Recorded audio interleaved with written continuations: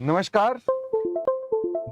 पराग sir, राजकुमार sir और मैं ले आए हैं आपके साथ अब आज की श्रृंखला में आईबीएस कोर्स की सेकंड केस स्टडी, जिसका सोर्स है इस बार फरवरी 2024 का आईसीएआई का जर्नल और केस स्टडी नंबर है 2 प्राइम टी। आपको पहले सारी केस स्टडीज चाय वाली करा रहे हैं क्योंकि बोरियत ना हो, तो इसलिए पहले चाय से आपको पूरा पूरा आपका मन ठीक रहे, रिफ्रेश रहे, इसलिए आपको हम दूसरी केस स्टडी भी जो करा रहे हैं वो चाय से संबंधित ही करवा रहे हैं। तो इसका हमने ऑलरेडी पिछले वीडियो के डिस्क्रिप्शन में डाल दिया था इसका पीडीएफ, आप वहां से डाउनलोड कर सकते हैं, नहीं तो आईसीआई की वेबसाइट पर जाकर के आप इसका केस स्टडी जो आईसीआई स्टूडेंट जर्नल था उसके केस स्टडी नंबर 2 वहां पर से भी देख सकते हैं। आज उस पर जो चर्चा करने वाले वक्ता हैं, जो प्रमुख वक्ता हैं हमारे, वो फिर से पराग गुप्ता सर हैं। और इस केस स्टडी में एक और भी मुद्दा है और वो हमारे प्रिय और सबसे, जिसे मैं कहूं, सबके चहेते चहेते राधे राधे श्री सीए राजकुमार सर, इनका भी आज कंटेंट है और साथ में सीए पंकज गर्ग सर का भी है। तो पहले तो मैं राजकुमार सर से कहूंगा कि अच्छा, एफआर का आज कोई भी पार्ट नहीं है, मैं सिर्फ आपको मिलने के लिए, हेलो करने के लिए आया हूं। तो राज सर, पहले मैं चाहूंगा 2 वचन आप भी कुछ कहें ताकि हम आपकी बातें भी सुने, फिर उसके बाद केस स्टडी स्टार्ट करते हैं। Yes sir, Radhe Radhe. राधे और राधे सभी सर। बच्चों को मेरा प्यार भरा नमस्कार है। और जैसे कि आज की केस स्टडी में सर का पार्ट नहीं है, तो हम चाहेंगे कि सर आप अयोध्या घूम कर आए। ठीक है, नहीं, तब तक अयोध्या हम तो सर मैंने संभालते हैं बुधवार मोर्चा को यहाँ पर जाना है और आकर। शनिवार को आना है। अगली केस स्टडी के अंदर दिक्कत आएगी, आज वाली में नहीं आएगी, आज तो मैं हूं यहाँ पे। अच्छा, साथ तो लेके आइएगा सर। ये जी जो सर, जी सर। आईबीएस का एक सिंड्रोम था, एक बीमारी भी होती है, आईबीएस करके होती है, और वो दिखती नहीं बीमारी लेकिन परेशान बहुत करती है। तो हम सब ने मिलकर सोचा कि बच्चों की जो समस्या है, जो फियर है, एक उसको दूर किया जाए। और हम पराग गुप्ता सर का और सबसे पहले प्रवीण शर्मा सर का बहुत बहुत धन्यवाद करते हैं कि बच्चों के लिए इतना सोचा है। और हम भी सौभाग्यशाली कि इस टीम के पार्ट बने हम यहाँ पर आकर, और इस आईबीएस सिंड्रोम को सॉल्व करने में आपकी मदद कर पा रहे हैं। और सबसे बड़ी और खूबसूरत चीज ये है कि ये फ्री ऑफ कॉस्ट है।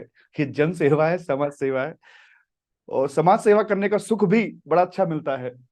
ठीक है, तो सर हमें अब शुरू करना चाहिए आई थिंक। पंकज चलो, गर्ग सर। वैसे मेरे को नहीं पता था कि आईबीएस कोई रियल में भी बीमारी है, तो मुझे नहीं पता था। अब नहीं, मैं पक्का गूगल एक करूंगा। एक्चुअली कोविड आई थी, दूसरी ये आई है। चलो ग्रेट। तो हम आपका ज्यादा समय नहीं लेंगे, तो पहले हमारे पराग सर पढ़ाएंगे, दूसरे हमारे राज सर पढ़ाएंगे और थर्ड नंबर पे पंकज गर्ग सर पढ़ाएंगे। पंकज गर्ग सर का आज रिकॉर्डेड पार्ट होगा क्योंकि वो बाई चांस अवेलेबल नहीं है, और मेरा पार्ट नहीं है और आरिश खान सर का भी आज पार्ट नहीं है, तो हम दोनों टीचर्स आज आपकी चर्चा के अंदर भाग नहीं लेंगे।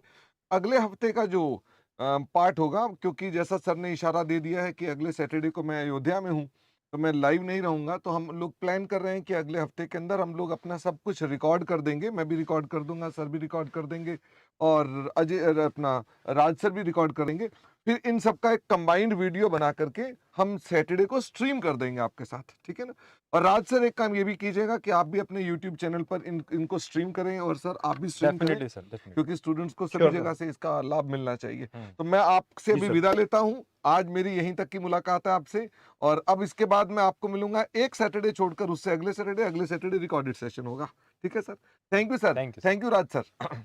और बाकी मैं सर भी तो पॉज पे आ बैकबोन है ही जाता हूँ कुछ हमारे समय के सबके। लिए, और माइक देते हैं पराग गुप्ता सर को। और जब सर आप मुझे हुक्म देंगे तो मैं आपके पार्ट के लिए आ जाऊंगा, जीएसटी पार्ट के लिए। सर ठीक हुक्म सर। नहीं, आपके आदेश का हम इंतजार करेंगे कि आप आदेश दीजिए, हम डेफिनेटली उसी समय खत्म कर देंगे। जय हो, जय हो। जय हो सर। शुरू किया जाए thank sir. You sir, bye. Okay sir, bye.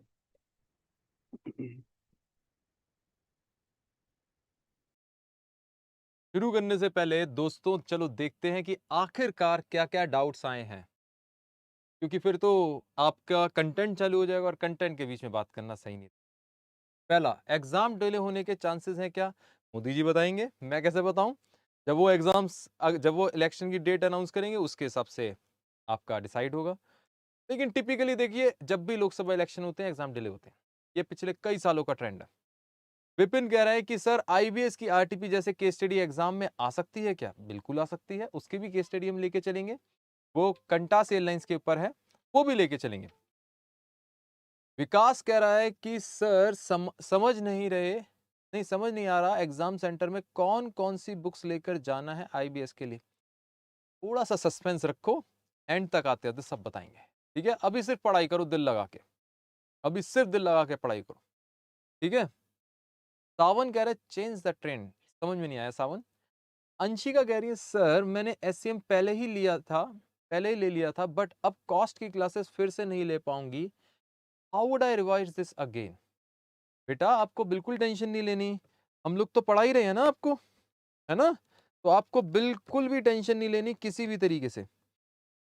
बाकी जहां पे आपको कोई दिक्कत है you can definitely contact us at any particular point of time.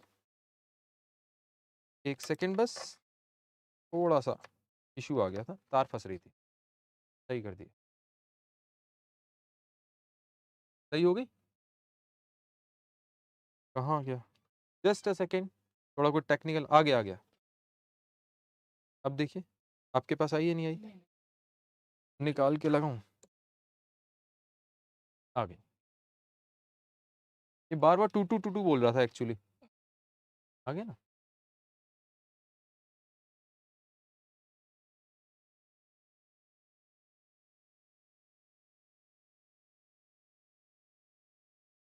अच्छा, वर्ब्स के नोट्स देखो, वर्ब्स के एक कीबोर्ड दे दीजिएगा दोस्त प्लीज, कीबोर्ड माउस। तब तक मैं ऐसे ही बता देता हूं। देखो वर्ब्स तो मैंने खोल दी, आप एक काम करिएगा, इंस्टीट्यूट पे आप सर्च कर सकते हैं वर्ब्स के बारे में, जैसे इवेल्युएशन है, ये सारी मैंने खोल दी है आपके लिए। अनफॉर्चुनेटली मैं इसको, आप एक बार गूगल करके देखिए मिल जाएगा आपको। ये मेरे को जितना याद है आपके प्रोस्पेक्टस में भी दिया हुआ है, आप एक बार प्रोस्पेक्टस डाउनलोड कर लीजिए प्लीज। सीए का प्रोस्पेक्टस है ना, उसमें आपको मिल जाएंगी वर्ब्स। ठीक है, इवेल्युएशन में क्या लिखना है, मतलब इवेल्युएशन का केस आएगा, रिकमेंडेड है तो कैसे लेके चलना है, इवेल्युएट में कैसे लेके चलना है, एडवाइस में कैसे, प्रोड्यूस में कैसे, हर चीज का आपको यहाँ पे दिया हुआ है। आई होप आपको सबको विजिबल होगा। ठीक है, इस तरीके से वर्ब्स। आगे, how to do cost and law, Jatin for paper 6 पढ़ा तो रहे हैं, बाकी उसके लिए आपको और डिस्कस करेंगे नेक्स्ट क्लास में, चिंता ना करो, सर अपने आप बताएंगे। प्रवीण सर से मेरी बातचीत चल रही है और बाकी टीचर से भी बातचीत चल रही है, राजकुमार सर से, आरिश सर से, सब बहुत अच्छे से गाइड कर रहे हैं कैसे आगे पढ़ेंगे, मैं आपको बताऊंगा जल्दी। इसके बाद मेरे ख्याल से सबका हो गया है। चलो मैं मान के चल रहा हूं सबका हो गया है। अब मैं अब सीधा आ रहा हूं किस पे, मैं आ रहा हूं सीधा केस स्टडी पे। अब रिक्वेस्ट है सब लोग सिर्फ केस स्टडी की बात करेंगे, इधर उधर की बात नहीं करेंगे। ठीक है, सिर्फ केस स्टडी की। अब केस स्टडी जो है वो है प्राइम टी प्राइवेट लिमिटेड। इसमें क्या है मैं आपको हल्का सा बताता हूं। एक कंपनी है प्राइम टी प्राइवेट लिमिटेड जो कि भूषण जी ने चालू की थी। वो ब्रोकर थे सिलीगुड़ी ऑक्शन सेंटर में। उन्होंने क्या किया, उसके बाद ब्लेंडिंग और पैकेजिंग चालू कर दी और उसके बाद उन्होंने उसको होलसेलर और रिटेलर्स को बेचना शुरू कर दिया।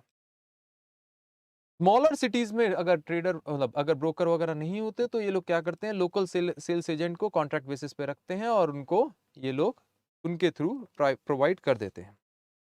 ये जो बिजनेस है एक प्रॉफिटेबल बिजनेस है। हमारे पास बिजनेस 8% का है, मॉडरेट शेयर है हमारे मार्केट में। आपसे कहता है कि देखिए इन्फ्लेशन के ट्रेंड दिख रहे हैं हमें पास्ट में इकोनॉमी में, बाकी कंपनीज की तरह हमें ये समझ में आ रहा है कि आपकी जो टी लीव्स है उसका प्राइस बढ़ता जा रहा है और हमारा इस वजह से प्राइस की वजह से हमारी इनकम घटती जा रही है। हमने क्या किया, हमने अब ममता प्लीज, बाकी लोग प्लीज अब तंग ना करें, अब सिर्फ एकेडमिक डाउट लें, बाद में लेके चलेंगे बाकी डाउट्स, ठीक है। अब हमने क्या किया, हमने प्रॉफिट मार्जिन को संभालने के लिए हमने क्या किया, एक नई टी निकाली, और उसको कैसे निकाला, मिक्सचर ऑफ सेवरल लीव्स लेके हमने टी बनाई। A1 टी उसका नाम है, ब्लैक टी की वैरायटी है, ब्लैक टी सबसे ज्यादा पॉपुलर है। आपसे कहता है कि देखिए, अब आपको भी पता है कि शेल्फ स्टॉकिंग वगैरह है, बहुत सारे स्टोर्स, बहुत सारी आपके मार्केट में बहुत सारे प्रोडक्ट्स हैं, तो जो आपका रिटेलर है, जो आपका होलसेलर है, वो क्या कर रहा है, वो ये कर रहा है कि आपसे ही नहीं, बहुत सारे बाकी प्लेयर्स से भी परचेस कर रहा है। तो डिफरेंशिएट करने के लिए आपके पास कोई तरीका नहीं है, सिर्फ सुंदर अट्रैक्टिव पैकिंग, एडवर्टाइजमेंट, इससे आप विजिबिलिटी गेन कर सकते हैं, ठीक है। अब अब आपने कहा कि सर क्यों, आपसे एक चीज और कहता है, कस्टमर प्राइस सेंसिटिव है, आपका क्वालिटी ऑफ टी से ज्यादा वो प्राइस को ज्यादा देखता है। इसके बाद आपसे कहता है, अब आ रही है बात 2023 की, मार्केट बढ़ रहा है, आपको मालूम है बहुत अच्छी डिमांड है, बाकी सेगमेंट में भी डिमांड है, लेकिन हमारा सबसे ज्यादा काम आपका इसी सेगमेंट में है, ब्लैक टी में, ठीक है। मार्केट बहुत ऑप्टिमिस्टिक है दोस्तों, कहता है पीटीपीएल सप्लाई करता है 300 डिस्ट्रीब्यूटर्स को टी, और आपसे ये बोलता है कि देखो कई डिस्ट्रीब्यूटर्स बाकी दूसरे कॉम्पिटिटर से भी परचेस कर रहे हैं। हमने पिछले 3 साल का डेटा देखा और हमें पता चला कि यार हमारे यहाँ डिलीवरी जो है वो डिले करती है, वो हमसे मांगते हैं, हम दे नहीं पाते, क्योंकि हम दे नहीं पाते टाइम पे, तो एक बहुत बड़ी प्रॉब्लम आ जाती है। हम टाइम पे दे नहीं पाते तो एक बहुत बड़ी प्रॉब्लम क्या आ जाती है, आप ये कहते हैं कि यार देखो हमारे जो डिस्ट्रीब्यूटर हैं वो हमारे कॉम्पिटिटर का माल खरीद के आगे रिटेलर को दे देते हैं, रिटेलर उनके लिए कस्टमर है। तो हमारी फर्म है यहाँ पे डिस्ट्रीब्यूटर मतलब फर्म, और बाकी कॉम्पिटिटर मतलब इंडस्ट्री यहाँ पे, डिस्ट्रीब्यूटर हमारे बायर, और उसके बाद उनके बायर रिटेलर्स वगैरह है। अब उनको कोई फर्क नहीं पड़ता, A1 हो A2 हो, कोई फर्क नहीं है, आप ब्लेंडिंग कर रहे हो नहीं कर रहे हो, मतलब आपकी क्वालिटी डिफरेंशिएशन से उनको कोई मतलब नहीं है, वो कह रहे हैं सब सेम तरीके की चीज है, तुम बेकार की बात ना करो हमसे। अच्छा, अब आपने सोचना शुरू किया कि आखिरकार क्या करें कि ये सारी प्रॉब्लम दूर हो सके, क्योंकि यार हमारे छोड़ के कॉम्पिटिटर का बिजनेस अगर बढ़ रहा है तो हमारे लिए दिक्कत है। आपने कहा कि क्योंकि हमारी सेल्स जो है छूट रही है, वो लॉस्ट अपॉर्चुनिटी है। तो आप अभी तक जिट फॉलो कर रहे थे, जस्ट इन टाइम में क्या होता है, स्टॉक इज कंसीडर्ड 7 वेस्ट होते हैं ना, जिसमें एक स्टॉक भी वेस्ट होता है। आप जस्ट इन टाइम फॉलो कर रहे थे, पिछले 3 साल पहले आपने इंप्लीमेंट किया था। आपसे कहता है कि देखो ऑर्डर साइज वगैरह आपको बता दिया, इतने डिस्ट्रीब्यूटर है, इतने ऑर्डर साइज है। अच्छा, अब आपको एक चीज सोचनी पड़ेगी कि आपके लिए एक प्रॉब्लम है। प्रॉब्लम क्या है, टी लीव्स आपको एडवांस में खरीदनी पड़ती है। अब जिट तो लगा रहे हो, लेकिन जिट आप कैसे लगा रहे हो, पार्शली, सिर्फ और सिर्फ आप फिनिश गुड्स पे जिट लगा रहे हो, आप रॉ मटेरियल पे क्यों नहीं लगा पा रहे, क्योंकि आपको एडवांस में खरीदनी पड़ती है टी लीव्स को। आपने कहा एडवांस में टी लीव्स खरीदनी पड़ती है, जी हां, आपको एडवांस में टी लीव्स खरीदनी पड़ती हैं, क्योंकि ऑक्शन वगैरह होता है, सीजन चेंज होता है, कई टी लीव्स किसी सीजन में आती हैं, कई टी लीव्स किसी सीजन में आती हैं। आपने कहा कि सर देखिए, तो आपको ये प्रॉब्लम आ रही है। इसके बाद कहता है कि यार लीड टाइम भी बहुत है, लीड टाइम मतलब जब आपने ऑर्डर किया और जब आपको रिसीव हुआ, वो भी काफी इंपैक्ट करता है। परचेज मैनेजर जो है ना पीटीपीएल का, उसने आज तक कोई इनिशिएटिव नहीं लिया कि किसी तरह रिड्यूस हो जाए ये लीड टाइम, या फिर ये जो स्टॉक आउट वाली सिचुएशन है इसको हम एड्रेस कर सके। क्योंकि देखो वो नहीं, उसके पास मान के चलिए 4 चीज का ब्लेंड है, एक आया नहीं, वो आया नहीं, उसके चक्कर में आपने कॉन्कोशन किया नहीं, मतलब आपने मिक्सचर बनाया नहीं, आपने A1 बनी नहीं, तो आप सेल नहीं कर पाए। आपके पास ऑर्डर तो आए लेकिन आपने सप्लाई नहीं किया, क्योंकि आपने सप्लाई नहीं किया तो क्या हुआ, क्योंकि आपने सप्लाई नहीं किया तो हमारे डिस्ट्रीब्यूटर ने किसी और से खरीद लिया। क्लियर हुआ। अच्छा, आपने कहा कि सर अब since the production is JIT based, PTPL ने क्या किया, कोई उनके पास बफर स्टॉक नहीं रखा हुआ था। आपकी एक परेशानी ये चल रही थी, क्योंकि आप तो जिट लेके चल रहे हो, आपने बफर स्टॉक फिनिश गुड्स का रखा नहीं, ऑर्डर आया आप नहीं फुलफिल कर पाई, ये दिक्कत है। कहता है मिस्टर कुमार, जो भूषण के बेटे हैं वो सीईओ हैं, उन्होंने एक मीटिंग बुलाई, उन्होंने कहा इन्वेस्टिगेशन करो इस पे, और अब दोबारा मीटिंग, फॉलो अप मीटिंग बुलाई है और अब देख रहे हैं, उसके लिए डिस्कस कर रहे हैं। सेल्स मैनेजर का नाम सैली, वो कहती है कि यार देखो ऐसा है, मैं बेचूं तो बेचूं कैसे, A1T मेरे प्रोडक्ट की सेल तो बहुत है, लेकिन ये नालायक प्रोक्योरमेंट और प्रोडक्शन डिपार्टमेंट कुछ नहीं कर रहे, और साथ में डिस्ट्रीब्यूटर को कोई एडिशनल इंसेंटिव नहीं है, क्योंकि जितना कमीशन आप दे रहे हो दूसरे लोग भी उतना ही कमीशन दे रहे हैं, वो तुमसे क्यों खरीदेंगे, दूसरों से नहीं ले लेंगे। आपने कहा ठीक है, पैम की बारी आई। अब प्रोडक्शन मैनेजर कहता है मेरे हाथ बंधे हुए हैं, मैं तो सिर्फ ब्लेंडिंग करता हूं, मेरे हाथ में थोड़ी है। तुमने कहा ठीक है मैं बना के दे दूंगा, लेकिन जिट लगा रखा है 3 साल से, और तुम मेरे को लास्ट टाइम पे बोलते हो, तुम टाइम पे बताओ, मैं टाइम पे बना के दे दूंगा। मुझे ब्लेम ना करो, अगर मेरे पास अवेलेबल नहीं है रॉ मटेरियल तो मैं कहां से ब्लेंड करूं। कहता है अच्छा, कहता है आगे, अब बारी आई, देखो पहली कौन थी, सैली, दूसरा कौन था, पैम प्रोडक्शन मैनेजर। अब वो कहता है अपनी ब्लेम डाल देता है किसके ऊपर, सैम के ऊपर। कहता है इसको पकड़ो, मुझे नहीं, इसको पकड़ो। अरे प्रोक्योरमेंट तो इसकी रेस्पॉन्सिबिलिटी थी। वो कहता है यार सारा ब्लेम मेरे सर पे डाल दो, मेरी क्या गलती बताओ, मेरे को 1 महीने पहले बताओगे तब तो मैं सोच के चलूंगा, ताकि रॉ मटेरियल अनइंटरप्टेड प्रोवाइड कर सकूं। अरे मैं कोई घर पे, मेरे 1 सेकंड में तो है नहीं कि आपने बोला और 1 मिनट में चाय उग गई। भाई एग्रीकल्चरल प्रोडक्ट है, टाइम लगता है बनने में, किसी का कुछ सीजन है, किसी का कुछ सीजन है। आप मेरे को टाइम पे बताइए, आप एडवांस नोटिस दीजिए, तो मैं अपना बना के रेडी रखूंगा, परचेज कर प्रोक्योर करके रेडी रखूंगा, आपको टाइमली मिल जाएगी, मेरे को ब्लेम मत डालो। अब मिस्टर कुमार कहता है यार ये तुम लोगों की बात तो ठीक है, पहले तो सारी चीज फोन पे हो जाती थी, तुम लोग ड्रामा कर रहे हो, मेरे को ये करके दो, मुझे 1 महीने एडवांस नोटिस दो, ये करो वो करो। हमने तो MIS भी नहीं लगा रखा, कोई इंफॉर्मेशन सिस्टम नहीं है हमारे यहाँ। हमारा तो यार सीधी सीधी बात है, अरे उस तरह से सवाल लगाई, काम बन गया। लेकिन दिक्कत ये है, अब काम बढ़ गया फादर के डेज से बहुत ज्यादा, तो अब क्या करें, कैसे रिजॉल्व करें इस सबको। आ गया पहला केस सिनेरियो। बताओ किसी को केस सिनेरियो पढ़ने से पहले कोई डाउट इस केस स्टडी के मीनिंग में, जल्दी बोलिए। पूरी केस स्टडी मैंने कवर कर दी है, बहुत आसान सी केस स्टडी थी, जल्दी से बताइए किसी को इसके अंदर कोई भी बेसिक सी पॉइंट में दिक्कत। अगर नहीं है तो जल्दी से अब आप केस सिनेरियो 1 पढ़िए, और नेक्स्ट क्लास से, नेक्स्ट टाइम तो आपका स्टडी बाय टेक पे भी स्ट्रीम होगा, मेरा चैनल है study bye take YouTube channel, उस पे भी होगा। तो मैं क्या करूंगा, आपको कोशिश करूंगा जल्दी से जल्दी, आपको प्रोस्पेक्टस में आप वो डाउनलोड कर लीजिएगा, अदरवाइज मैं नेक्स्ट क्लास में या कभी आपको ये जो एडवाइस और ये वर्ब्स हैं इसका कुछ देखूंगा और आपको बता दूंगा।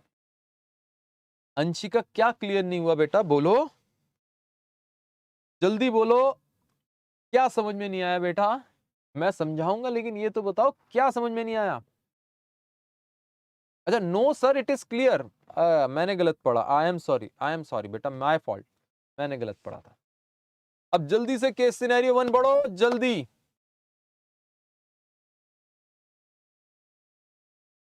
मैं नेक्स्ट क्लास में कर दूंगा वर्ब की PDF, ठीक है बेटा, चिंता ना करो।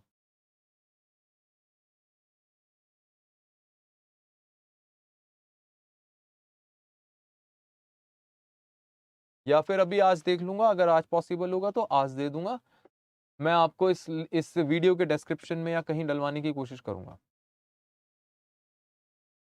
क्वेश्चन पढ़ लिया सबने,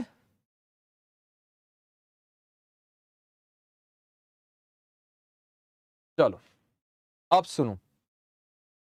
अब कहता है कि हमें सेल्स बढ़ानी है और मार्केट शेयर बढ़ाना है, कुमार तो ये कह रहा है। अब आपसे कहता है कि भाई क्वेश्चन ध्यान से, चलो मैं धीरे धीरे पढ़वा देता हूं, इंग्लिश टू हिंदी कन्वर्ट कर देता हूं। अब मैं देखिए क्या कह रहा हूं, anticipating heated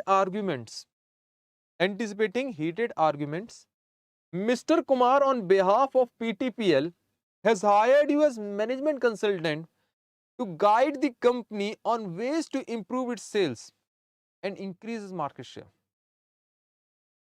कहता है कि देखो, मिस्टर कुमार ने आपको मैनेजमेंट कंसल्टेंट की तरह हायर किया है ताकि आप गाइड कर सको कंपनी को बेस कि आप कैसे सेल्स बढ़ाओगे या मार्केट शेयर बढ़ाओगे. Your priority is to resolve the issue of delayed sales delivery to the T distributor. आपकी प्रायोरिटी क्या है? आपको सेल्स डिलीवरी टाइमली रिजॉल्व करानी है. ये जो इशू आ रहे हैं इसको रिजॉल्व करना है. Reduction in instances of lost sales opportunities will dramatically improve the sales of PTPL and grow its market share. अगर हम lost sales ना करें तो बहुत अच्छा मार्केट शेयर हो जाएगा. Write a brief note addressed to senior management, advise critical points that need to be attended to be in order to resolve this issue. बहुत आसान है बेटा. आपके हिसाब से क्या है? देखो बहुत सीधी बात है. इन्होंने बहुत सारी चीजें बोली लेकिन आप एक बात कॉमन सी बात सुनिए. ये case study laddu case study है, बहुत प्यारी केस स्टडी है. ऐसी आ जाए, ईश्वर से दुआ करना, देखो तुम्हारे नंबर अपने आप आ जाएंगे. मतलब आपको कुछ मेहनत नहीं करनी पड़ेगी क्योंकि इसमें कुछ डिफिकल्ट है ही नहीं. देखो आप एक बात सोचो, सबसे पहली बात तो मैनेजमेंट इंफॉर्मेशन सिस्टम क्यों नहीं है? बताओ. गलत बात है ना. कुमार को पकड़ो, उसकी गर्दन पकड़ो. ए काय बात का सीईओ है भाई तू? मतलब what kind of CEO you are? आपको इतनी बेसिक चीज नहीं आती? इंफॉर्मेशन सिस्टम डेवलप करो ताकि सब चीज टाइमली बेस पे हो सके. आपका सिस्टम अब छोटा नहीं रहा, अब आपको इन्वेस्ट करना पड़ेगा. इतना बनियागिरी अच्छी नहीं है. मैं बनिया होकर समझा रहा हूं उनको, है ना. तो उनको ये कहो कि भाई इतनी बनियागिरी अच्छी नहीं है. अच्छा, उनको समझाओ कि देखो जब इंफॉर्मेशन होगी प्रोक्योरमेंट पे तो भी तो कर पाएगा. तो वो कहने लगा किस तरीके की इंफॉर्मेशन चाहिए? अरे तुम भी यार एक बात बताओ, सेल्स वाले को पिछले सालों के बेस पे पैटर्न पता ही नहीं कि पता कि कब कब कितनी कितनी सेल आती है अप्रोक्सीमेटली. बजट पढ़ा है ना इंटर में. तो बजट बना के देखो सेल्स का, पता तो चले कितनी सेल्स आती है. उसके बेस पे प्रोडक्शन का बजट बन जाएगा. ओ ये कहना चाह रहे हो? तो पता तो रहे किस मंथ में कितने की सेल आती है, कितने. भाई सेल्स बजट यही तो था, और क्या था बता दो. नहीं तो बजटिंग पढ़ाया क्यों था? इसलिए तो पढ़ाया था. अच्छा, इसके बेस पे प्रोडक्शन बजट भी बन गया. अरे वाह, ये तो आधी चीज तो निबट गई. ओ फिर अब मुझे ये पता चल गया इतना इतना प्रोड्यूस चाहिए मेरे को, कब कब चाहिए. उसके बेस पे मेरे को टाइमली बेस पे पहले ही पता चल गया कि प्रोक्योर कब कब करना है, मटेरियल परचेज बजट वगैरह. याद आया. ओ लीड टाइम वगैरह के बेस पे बस यही निकालना है. साथ में उसको समझाओ भाई तू क्यों जिट लगाए बैठा है. जिट का मीनिंग पता है तेरे को? तो समझाओ जिट का मीनिंग पता है. आधी जगह तू जिट लगा के बैठ गया, आधी जगह जिट नहीं लगाया. पहले तू एक काम कर, जिट की ट्रेनिंग ले प्रॉपर, जस्ट इन टाइम. ये होता है पुल सिस्टम, ना कि पुश सिस्टम. पुल सिस्टम क्या है? अब ये सारी चीजें जो है सारी इंटर वाली हैं. थोड़ा जिट वगैरह फाइनल में भी है, आई एग्री. मगर मेजरली जो बातें बोल रहा हूं वो कहां पे आपने पढ़ी थी? इंटर में. सही बोल रहा हूं ना? तो आप ये कहोगे कि सर देखो सर क्या करना चाहिए. आप कहोगे कि सर पूरा एक बजट बनाओ, उसके बेस पे हमें पता होना चाहिए कब कब हमारे को यूनिट्स चाहिए. फिर प्रोडक्शन बजट बनेगा, फिर आपका मटेरियल रिक्वायरमेंट बजट बनेगा, और इससे हमारा जो लॉस सेल है वो खत्म हो जाएगी. लेकिन सिर्फ इतना आंसर नहीं होना चाहिए, आप आगे बढ़ोगे. आप कहोगे भैया पहले ये बता दे. और इसमें कोऑर्डिनेशन बड़ा इंपॉर्टेंट है. सबका कोऑर्डिनेशन होना चाहिए कि कब मतलब जैसे सैली बताएं तरीके से सेल्स बजट वो टाइमली बेस पे सबको इंटीमेट करे, सबके साथ बैठ के डिस्कस करे. अगर कोई इशू है तब आराम से बैठ के मीठे तरीके से बात करें. क्या दिक्कत है? कोई दिक्कत नहीं है ना. बैठो साथ में. अब देखो एक बात सोचो, जिट आधा ना लगा के पहले सीखे जिट के बारे में. अब आपने कहा कि से जिट के बारे में. अच्छा, बाकी लोगों से एक रिक्वेस्ट है कि देखो अगर नॉन एकेडमिक डाउट है, जैसे केस स्टडी से रिलेटेड डाउट नहीं है, तो आपस में थोड़ा रिजॉल्व कर लो यार. मेरा दिमाग फिर उधर जाता है ना, तो इसमें फिर डिस्टर्बेंस होती है. रिक्वेस्ट है, हम लोग अपना इसी पे रहेंगे ना अभी कंटेंट पे. अब आपने कहा कि सर एक बात बताइए, जिट इसको लगाना तो आता नहीं, जबरदस्ती लगा के बैठ गया। पुल सिस्टम पुश सिस्टम का अंतर भी पता है। पुश सिस्टम में क्या होता है, आप पहले से इन्वेंटरी क्रिएट करके रखते हो। यहां तो तुमने बफर वगैरह भी नहीं रखा हुआ, यहां तो तुमने बफर वगैरह भी नहीं रखा। अब बफर स्टॉक नहीं है, फिर कैसे करोगे, कैसे होगा? आपने कहा जिट तो हमने बना लिया, बफर स्टॉक नहीं है। अरे मेरे भाई, पहले चैप्टर 2 पढ़ के मटेरियल वाला, कहां पे, इंटर में, जिसमें सारा था reorder level, reorder time, buffer stock, safety stock. याद है, बफर स्टॉक सेफ्टी स्टॉक एक ही चीज होती थी, डेंजर लेवल, वो सब पढ़ के आ भाई, ताकि तुझे पता चल सके कि कब कब क्या क्या करना है। कोई सारी कहानी लिखनी है और कुछ नहीं लिखना, और समझाओ कि देखो हर जगह जिट नहीं लगता, हर जगह जिट नहीं लगता। डेल पहले जिट लगाता था लैपटॉप बेचने में, लोग अपने अकॉर्डिंग कस्टमाइज करके लैपटॉप खरीदते थे। बाद में आ गया ना पुश मॉडल पे, पुल से। सिचुएशन बदलती हैं, आपको बदलना है, सही है या नहीं है? तो आपको यही चीज समझानी है मेरे भैया, यही समझाओ उसको कि देख ये सब फालतू की बात ना करे। और ये सारी कहानी अगर आप लिख पाए तो आपको मिल गए पूरे पूरे नंबर। केस स्टडी 1 खत्म हो गई है। बताओ किसी को केस स्टडी 1 में डाउट हो तो। केस सिनेरियो 1 फिनिश, स्टडी नहीं, केस सिनेरियो 1 फिनिश। जल्दी बोलो किसी को डाउट हो, अगर नहीं है तो जल्दी से केस सिनेरियो 2 पढ़िए, फिर मैं समझाऊंगा। और नॉन एकेडमिक डाउट प्लीज आपस में डिसॉल्व कर लीजिए, फिर हम बाद में डील करेंगे।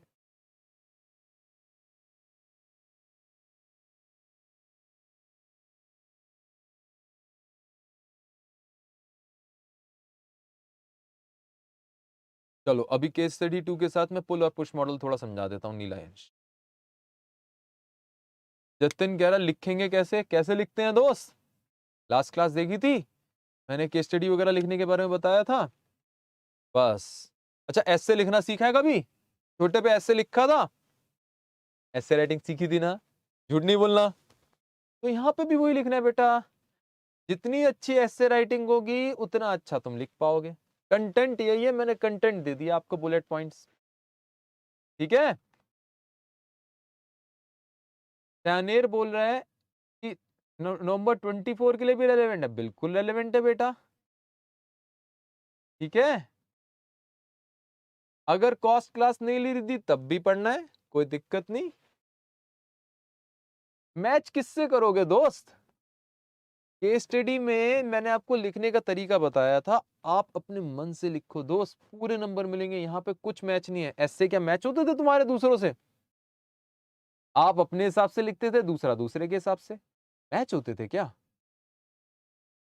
बताओ, निबंध ऐसे लिखे ना, मैच होते थे क्या? वही चीज तो लिखनी है बस, लेकिन रहना कंटेंट पे, इधर उधर नहीं भागना। जल्दी केस सिनेरियो 2 पढ़िए, फिर मेरे को बताइए ताकि मैं आगे समझा सकूं।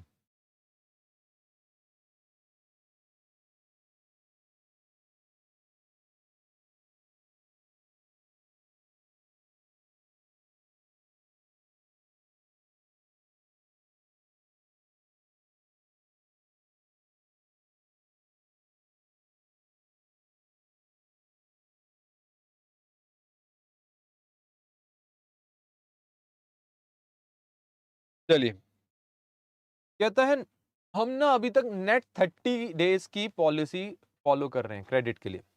अब आप लोग सब अगर आर्टिकलशिप पे जा रहे हो, डमी वमी नहीं हो, तो इतना पता होगा कैसे होता है क्रेडिट वगैरह का। बहुत सारे हो ना फेयरली काम कर रहे हो, एक दो होंगे जो डमी भी कर रहे होंगे, लेकिन चलो मान के चल रहा हूं सब फेयरली काम कर रहे हैं। हाँ, एजिंग वगैरह बिल्कुल सही बोला आपने जतिन। तो इसमें क्या होता है, देखो 30 डेज का, नेट 30 डेज का मतलब 30 दिन के अंदर पेमेंट करनी है। आपने क्या रखा है सामने, आप ये देख रहे हो कि आखिरकार आपका कितने दिन में पेमेंट आ जाती है। 30 दिन में पेमेंट आ जानी चाहिए, जिस दिन डिस्पैच हुआ उस दिन से। लेकिन प्रॉब्लम क्या है, जिस दिन डिस्पैच हुआ उसके 3 डेज बाद तो आपका इनवॉइस जनरेट हो रहा है, 3 डेज बाद तो इनवॉइस जनरेट हो रहा है। अच्छा, और उसके 3 डेज में पहुंच रहा है, और कई बार उसमें भी गुम जाता है ना। तो आपने कहा बात तो सही है, 6 डेज में पहुंच रहा है, ओहो, और उसमें भी कई बार गुम जाता है।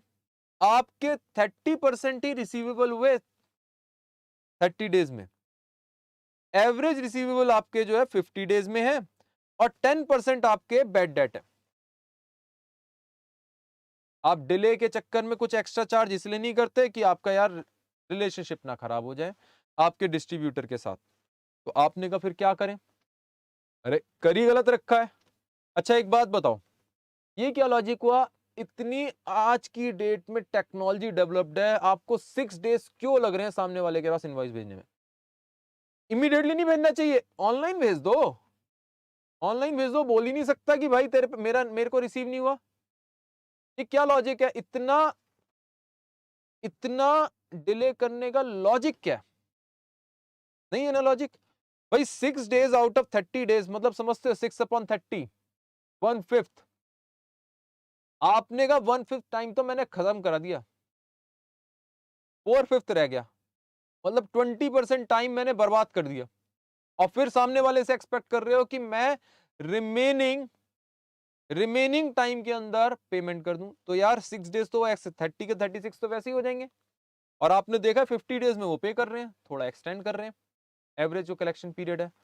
अब आपको ये सोचना है बहुत ही सिंपल, आपको ये क्या सोचना है? आपने कहा कि यार यहाँ पे आपके बैड डेट भी हो रहे हैं, और भी है क्वेश्चन में। अच्छा हाँ, अब हमें ये सोचना है कि कैसे ये 50 से 30 पे लेके आए। भाई देखो 36 तो लॉजिकल बन रहा था, तो 6 डेज तो वैसे ही कम हो जाएंगे अगर तमीज से चलोगे। दूसरा आपको क्या करना चाहिए? आपको ये सोचना चाहिए कि भाई देखो इंडस्ट्री में क्या चल रहा है, इंडस्ट्री में कितने दिन का क्रेडिट पीरियड चल रहा है। आप जबरदस्ती 30 के पीछे लगे हो, इंडस्ट्री में मान के चलो 50 डेज ही नॉर्मल है, बाकी कॉम्पिटिटर दे रहे हैं, तो क्या पता उस चक्कर में 50 डेज, अगर 50 डेज ही है तो आप जबरदस्ती उसको 30 के लिए तंग क्यों कर रहे हो? वो तो 50 में ही देगा। तो आपको चेंज करनी पड़ेगी सिचुएशन, ये ना सोचो कि वो फिर 30 में दे देगा।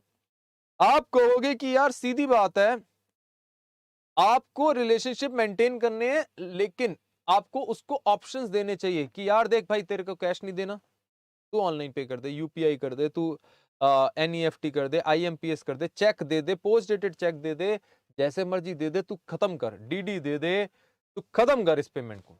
बहुत सारे ऑप्शन, क्रेडिट कार्ड से दे दे, तू थोड़ा नुकसान मैं झेल लूंगा, क्रेडिट कार्ड में चार्जेस लग जाते हैं ना, दे दे, तू दे दे, बस नुकसान मैं झेल लूंगा। आपने कहा हाँ, अब वो या तो क्रेडिट कार्ड हो, या फिर जैसे अंशिका ने कहा कि एक काम कर जल्दी दे दे, तेरे को मैं दो तरीके के डिस्काउंट होते हैं, कैश डिस्काउंट और ट्रेड डिस्काउंट। और इस क्वेश्चन के बाद तुरंत याद दिलाना मेरे को, आपको पुल सिस्टम दोबारा रिवाइज करना है, पूरी तरह मैंने बताया नहीं था, ठीक है? मैंने बताना है, याद दिलाइएगा प्लीज। तो आपने बिल्कुल सही कहा अंशिका, उसको कहा यार अर्ली पेमेंट करेगा ना, चल डिस्काउंट, ठीक है, कैश डिस्काउंट दे दूंगा तेरे को। तो आप कहोगे ये जितनी चीजें आपके दिमाग में आ रही हैं वो सारी लिख दो भाई।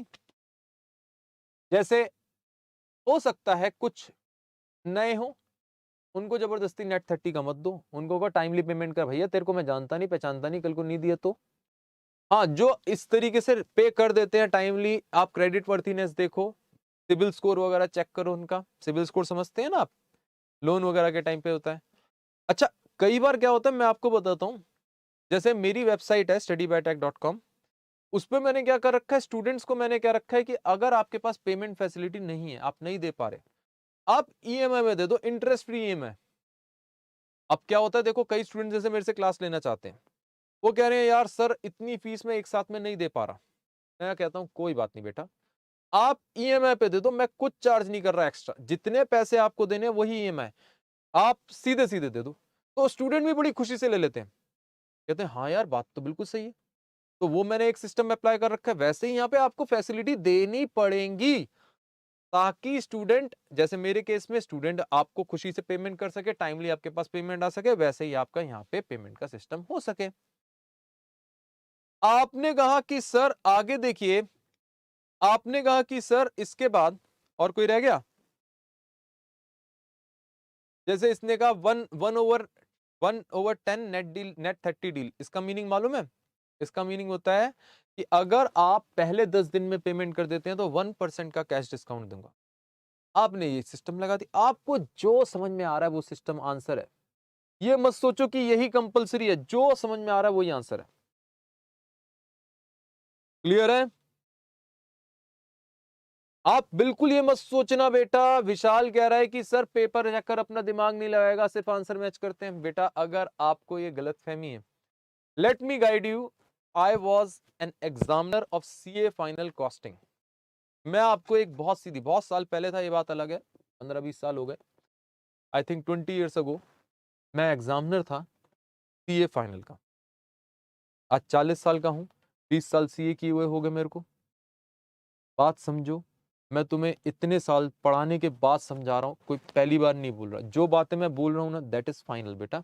उस पर ये मत सोचो कि यार एग्जामिनर ये करता है वो करता है, फालतू की बातों पे मत जाओ। जो बातें मैं बोल रहा हूं दैट इज फाइनल। एग्जामिनर ये समझ लो, ठीक है पुराना एग्जामिनर हूं, नया न्यू क्या पता, नए के लिए कह दो आप।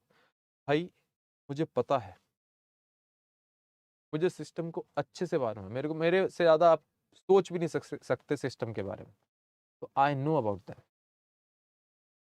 ठीक है, अब सिनेरियो 3 से पहले पुश सिस्टम और पुल सिस्टम बता दूं, एक डाउट आया था। अच्छा, आपने मेरी वेबसाइट खोली, मान लीजिए पॉपअप आया, studybytech.com खोला या paragupta.com, दोनों मेरी है, खोला, पॉपअप आया, आपने क्रॉस कर दिया। अब popup was pushed to you, लेकिन आपने क्योंकि क्लासेस खरीदनी थी, आपने जूनियर को कहना था कि कॉस्टिंग की क्लासेस फाइनल की, इंटर की, इनसे लो, तो वो गया, उस पर क्लिक किया, SM की क्लासेस लेने के लिए क्लिक किया, तो अब आप अपनी मर्जी से पुल कर रहे हो इंफॉर्मेशन को। एक था आपको जबरदस्ती मैं पुश कर रहा हूं इंफॉर्मेशन, एक है आप पुल कर रहे हो। ये अंतर होता है पुल और पुश में। जिट क्या होता है? पुल सिस्टम होता है। ठीक है, आपने कहा ठीक बात है सर। अब ध्यान से सुनो मेरी बात। जिट में क्या होता है, आप क्या करते हो, आप कहते हो कि जैसे ही ऑर्डर आया, मान लीजिए मैं डेल हूं, आप क्या कर रहे हैं, मैंने जैसे 15 साल 20 साल पहले की एक कहानी सुनाता हूं, आपको समझ में आ जाएगा। नेहरू पैलेस दिल्ली के अंदर एक बहुत बड़ा कंप्यूटर मार्केट है, कहा जाता है इंडिया का सबसे बड़ा कंप्यूटर मार्केट है। ठीक है, आपने कहा कि यार, जब नेहरू पैलेस में पहुंचा, मैं 20 साल पहले, करीबन 20 नहीं 25 साल पहले की बात होगी, मैं 14-15 साल का था बस। एट दैट मोमेंट हम लोगों ने सोचा, मैं मेरे दोनों भाइयों ने सोचा कि चलो कंप्यूटर खरीदते हैं, लैपटॉप। हम लोग पहुंचे, सारा विंडो शॉपिंग की, घर लौटे उसके बाद विंडो शॉपिंग करने। जब हम घर लौटे तो हमने सोचा अब क्या करें, कौन सा पीसी खरीदे, कौन सा लैपटॉप खरीदे। तीनों भाइयों ने ये सोचा बैठ के। We were pondering upon this thought, all of a sudden what happened was, मेरे यंगर ब्रदर का एक कॉल आया, and the call was from his friend, जो कि अ सॉर्ट ऑफ गीक था इन कंप्यूटर। ही सेड कि यार क्यों परेशान है, कहता ये रीजन है, कहता why are you even concerned about this, just go on to dell.com और परचेज कर ले। मन तो नहीं था, खोली, when we open that website what we saw was, उसमें मतलब चॉइसेस थी। एक तरफ था, देखो दो में अंतर समझना, HP क्या कर रहा था, खरीद के आपने स्टॉक रख दिया, स्टॉक के ऊपर खूब वर्किंग कैपिटल फंसी हुई है, पुश किया उसने कि सीजन आने वाला, पुश कर दो, यहाँ पे बना के पहले से रख दो, वर्किंग कैपिटल फंसी हुई है, कैरिंग कॉस्ट वगैरह समझते हो ना, बहुत लग रही है। डेल ऐसा नहीं कर रहा था, उसने कहा अच्छा आप कंप्यूटर खरीदना चाहते हो, आप डेस्कटॉप चाहते हो, लैपटॉप। मैंने क्लिक किया लैपटॉप, लैपटॉप में आपको कैमरा चाहिए या नहीं, मैंने कहा कैमरे का क्या करना, हमारे पास वेबकैम है, उस समय ऐसे ही होता था बेटा, तो वेबकैम वगैरह पुराना सड़ा सा था हमारे पास, डेस्कटॉप पे लगा था, हमने कौन सा फोटो खींचनी थी, हमने कहा छोड़ो। उसके बाद उसने कहा कितनी हार्ड डिस्क चाहिए, मैंने लगा दी। विंडो चाहिए या नहीं, मैंने मना कर दिया, मैंने कहा पायरेटेड डाल लेंगे, बहुत लोग डालते हैं, और पीछे मत पड़ जाना मेरे। तो मैंने से ऐसे ही चलता जा रहा है, चलता जा रहा है, उसने हर चीज पूछ डाली कि कैसी आपको क्या क्या चीजें चाहिए। मैंने सारी चीजें अपनी मर्जी के हिसाब से डाली, जैसे कैमरा नहीं लिया, मेरे को चाहिए ही नहीं था। आप विश्वास करोगे, that laptop with my choice specifications was cheaper, 1/3 cheaper, मतलब 2/3 कॉस्ट पड़ रही थी as compare to the cheapest laptop I saw in Nehru palace. And the reason was, मैं अपनी मर्जी के हिसाब से चीज डाल रहा हूं। फिर मैंने क्या किया, आई पेड ऑन डेल, मैंने पे किया। They promised me to deliver in 15 days but they delivered in 7 days itself, तो मैं और ज्यादा खुश हुआ। बट अंतर समझो, now what Dell did was they charge me, अब तो डेल भी स्टॉक रखता है, डेल ने अपना मॉडल चेंज किया, लेकिन they charge me after receiving the order, on the basis of order they produced the laptop as per my needs, जो मुझे चाहिए। और उनका लोगो ही ये था, मोटो ही ये था। आप उनकी पुराने वीडियोस देखो, डेल कमर्शियल करके डाल देना 2001 वगैरह, आपको दिखेगा उसमें पूरे में यही कहानी करते थे, we are making laptop for you, the need for as per the needs you have, ऐसी करके कुछ बोलते थे, to fulfil your desire, cost भी कम, क्वालिटी बेटर, सब कुछ बेटर। बिलीव मी, मैंने कम से कम अपने 10 दोस्तों को डेल का दिलवाया,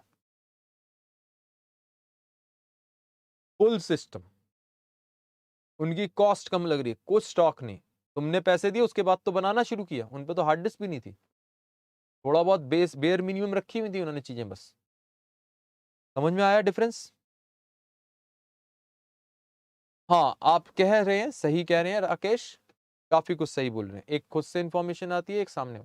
तो आप कह रहे हो जब हम जबरदस्ती पुश कर रहे हैं प्रोडक्शन को, कि बना के आपने रेडी करके रख दिया, दैट इज पुश सिस्टम।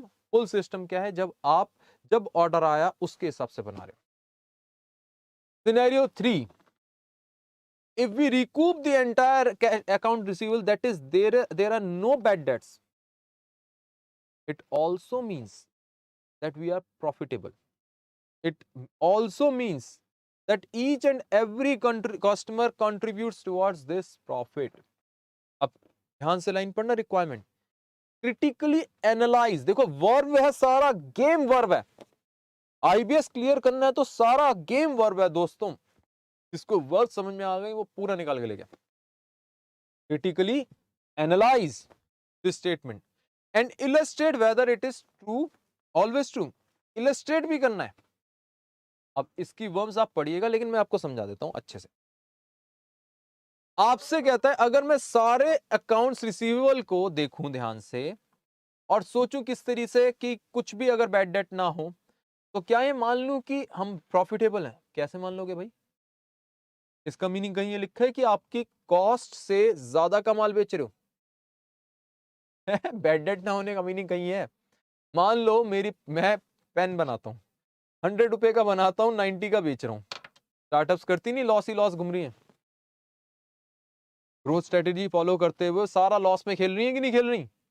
क्या वो प्रॉफिटेबल है? बैड डेट तो कहीं होगा नहीं है, प्रॉफिटेबल है। जेप्टो पे आप पहले पेमेंट करते हो, उसके बाद ही तो सामान आता है, जेप्टो, ब्लिंकिट, ये जितनी भी है, तो क्या ये प्रॉफिटेबल है? नहीं है ना। तो बहुत आसान हो गई, एनालाइज करो ना स्टेटमेंट को, बहुत आसान सी स्टेटमेंट है। इसके ऊपर अपने हिसाब से एक इलस्ट्रेट बोला है, तो आपको एग्जाम्पल वगैरह भी डालने पड़ेंगे बेटा, क्योंकि वर्ब क्या है? इलस्ट्रेट। ठीक है, तो एग्जाम्पल लिख दो, जैसे मैं बोल रहा हूं ना, पूरा एक कहानी बना के डाल दो। कितनी देर लगती है? तुम लोग तो कहानी बनाने में एक्सपर्ट हो, कहानी बना बना के तो यहां तक पहुंचे हो, है ना। अच्छा एक बात बताओ, घर लेट पहुंचते हो, कहानी बनाते हो।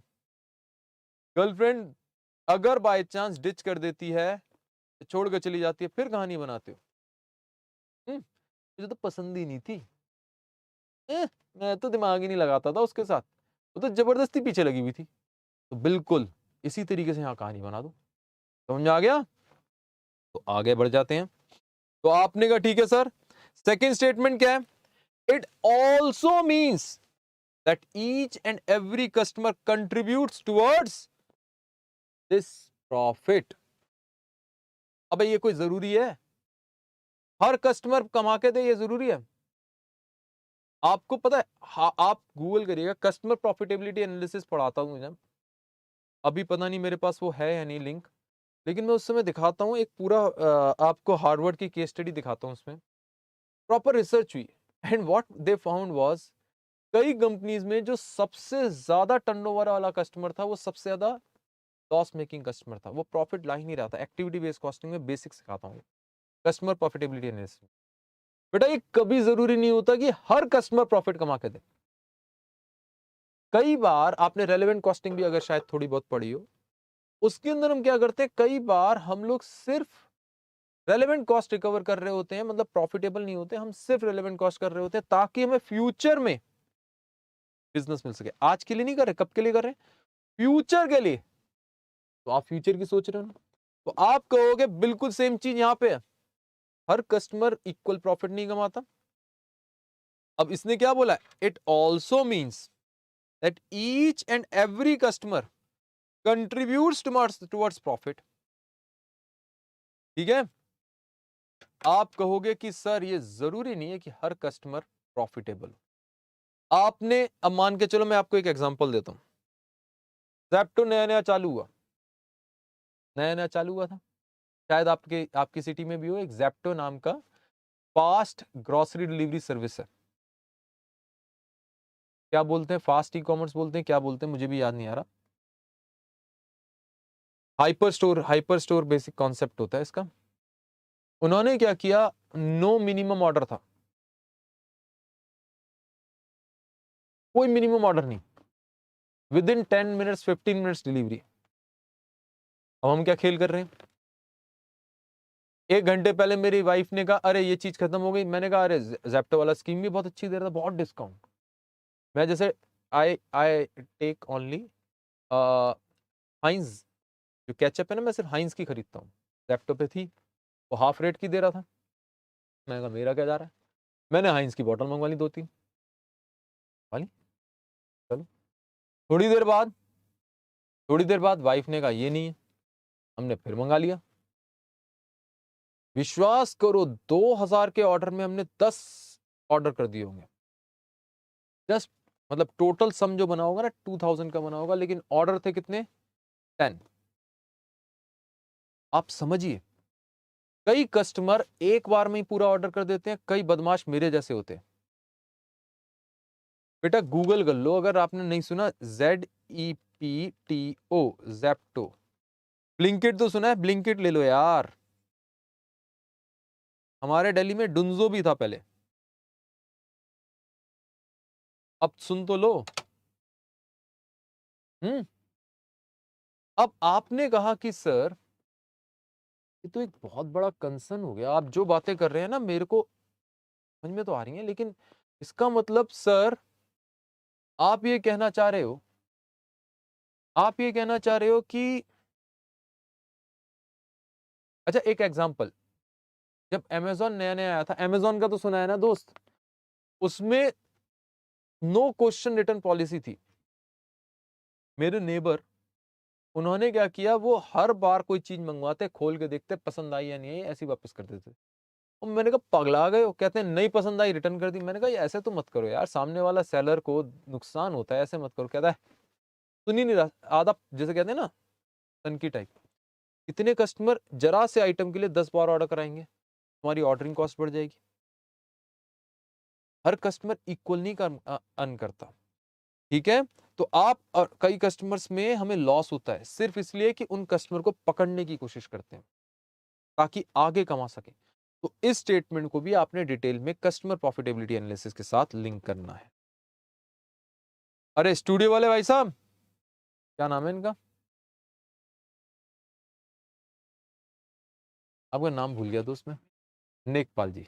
मैं ये कह रहा हूँ सर को कॉल करा दो, राजकुमार सर को, क्योंकि अब मैं MCQ पे आ रहा हूँ। कह दीजिए 10 मिनट में शुरू हो जाएगा।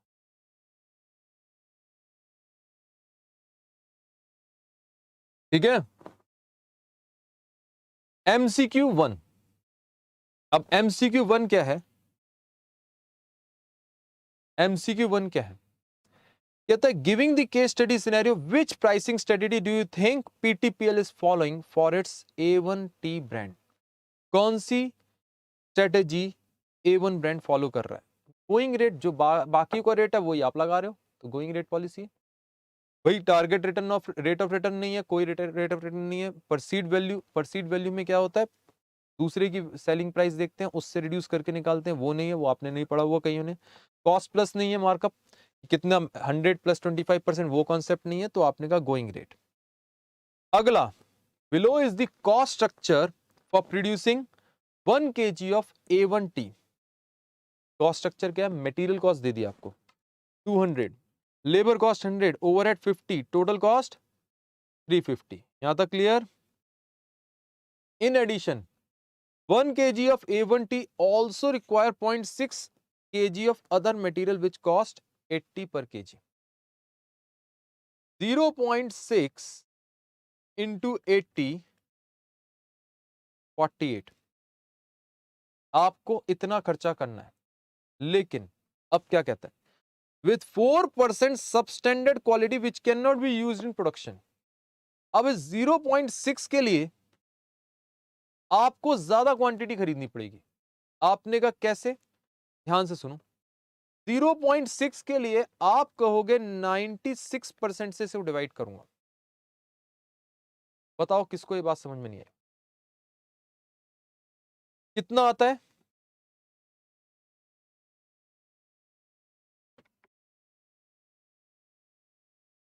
Six point two five 0.625। मैं इतना खरीदूंगा। क्लियर हुआ या नहीं हुआ? अब आप कहेंगे इस पे मतलब इतना ही तो खरीदूंगा, क्योंकि इतना लगाऊंगा इनपुट, इतना खरीदूंगा। इतना अगर मैं खरीदता हूं तो जाके 4% इसका बेकार हो गया, इसका 4% बेकार हो गया, तो बचा कितना? 0.6। तो आपने कहा कि सर ध्यान से देखो ना, अगर मान लो ये x है, x, इसका मेरा 4% बेकार हो रहा है, तब जाके 0.6 kg बनता है। मेरा क्वेश्चन है x कितना होगा? हुआ या नहीं हुआ? बताओ किसको समझ में नहीं आया?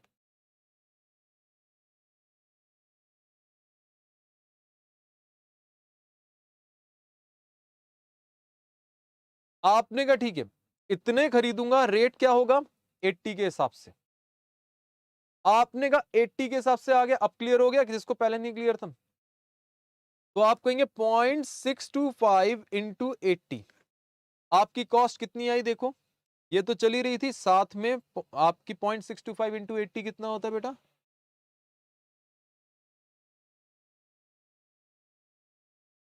50 रुपीज। आपने कहा कि सर अगर मैं ध्यान से देखूं, हमारी जो कॉस्ट आई वो आई 400 रुपीज। क्लियर है? सबको क्लियर है? 400 कॉस्ट आई है। PTPL sales 1 kg of A1T for 400। PTPL wishes to earn 10% profit margin on the same. आप 10% अर्न करना चाहते हैं profit margin. Is the target cost being met? तो आप कहेंगे बहुत आसान है, 400 माइनस 10% इज इक्वल टू 40, मतलब 360। आपने कहा कि सर 360 क्या है? आपने कहा कि ये मेरी टारगेट कॉस्ट है। टारगेट कॉस्ट कैसे निकलती है? देखो ऐसे समझो, टाटा ने सोचा 1 लाख की नैनो बना के बेचेंगे। 1 लाख की नैनो अगर बना के बेचने की सोचा, लेटस से टाटा ने सोचा उस पे हम 10% अर्न करेंगे, तो आप कहोगे टारगेट टाटा की कॉस्ट, टाटा साहब जो है उन्होंने टारगेट कॉस्ट निकाला। इंजीनियर्स को बोला, ओ भाई इधर आ, इधर आ भाई, ये 90,000 में नैनो बना के दे। ये बोलेंगे नहीं टाटा साहब अपने इंजीनियर साहब से? इंजीनियर साहब आप बड़े समझदार हो, इसको मुझे 90,000 में बना के दो। समझ में आया? तो आपने कहा बिल्कुल इसी तरीके से सेलिंग प्राइस माइनस आपका जो टारगेटेड प्रॉफिट है वो आपका हो जाता है टारगेटेड कॉस्ट। इससे ज्यादा कॉस्ट नहीं लगनी चाहिए, लेकिन यहां तो 400 रुपए की कॉस्ट लग गई। तो बताओ एबीसीडी में से कौन सा आया? ए आ गया। बोलो किसको समझ में नहीं आया?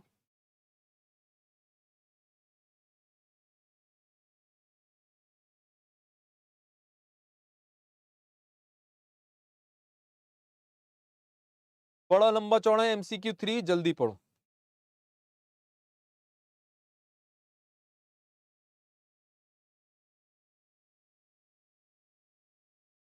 ये मेरा लास्ट एमसीक्यू है मेरे ख्याल से, नहीं 4th और है।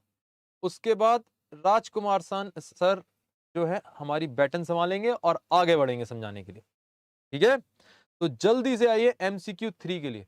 और राजकुमार सर या बाकी पंकज गर्ग सर आपको बता देंगे कि नेक्स्ट क्लास में कौन सी केस स्टडी होने वाली है, या फिर आपको डिस्क्रिप्शन में डाल दिया जाएगा, बाद में आप उसमें देख लीजिए। ठीक है। आपसे कहा रानी एक लड़की है जिसने अभी अभी एक टी एक्सपर्ट है, ऐसा समझ। अब वो सर्टिफाइड एक्सपर्ट है, उसके पास डिग्री है। अच्छा, उसने क्वीन टी नाम से 2 आउटलेट खोले और वो बहुत प्यारी क्राफ्ट करके टी बनाती है, स्पेशली क्राफ्टेड टी है। चलने भी लगी, ट्रैक्शन भी आने लगा, मतलब सेल्स आने लग गई और प्रॉफिटेबल भी हो गई, कस्टमर भी आने लग गए। लेकिन रानी को दिक्कत आ रही है, उसको ये समझ में नहीं आ रहा कैसे इसको रेवोल्यूशनराइज करूं, कैसे दुनिया को समझाऊं कि देखो टी का प्रेफरेंस ऐसे रखो। अच्छा, आपसे कहता आगे, हर specially crafted tea is authentic. उसकी पहली जो क्राफ्टेड टी है वो ऑथेंटिक है, unique in flavour and appreciated by real tea enthusiast. लोगों को बहुत पसंद आई, जो एंथुसियास्ट है सब कह रहे हैं अरे जी पियेंगे तो इसी की चाय पियेंगे। अब आपसे कहता है, ये भी दिख रहा है कि एक स्पेस है इस नीश मार्केट का। नीश मार्केट कौन सा होता है? एक स्पेशल सेगमेंट, उसे नीश कहते हैं। नीच नहीं बोलते, नीश बोलते हैं। ठीक है, NICHE। अच्छा, और इसके लिए लोग प्रीमियम प्राइस देना चाहते हैं, वो रेडी है पैसे एक्स्ट्रा देने को। लेकिन रानी को बिजनेस चलाने में दिक्कत हो रही है, फाइनेंस से रिलेटेड, नेटवर्किंग से रिलेटेड, कैसे मार्केट करें प्रोडक्ट। तो वो जानना चाहती है कि वो किसे अप्रोच करे, इंक्यूबेटर को, एसिलरेटर को, स्टार्टअप को, या इंटरप्रेन्योर को। देखो, आपको मैं बताता हूं कि फालतू के C और D तो हटा दो, A और B समझो क्या होते हैं। पर स्टार्टअप दुनिया में होता क्या है, A और B।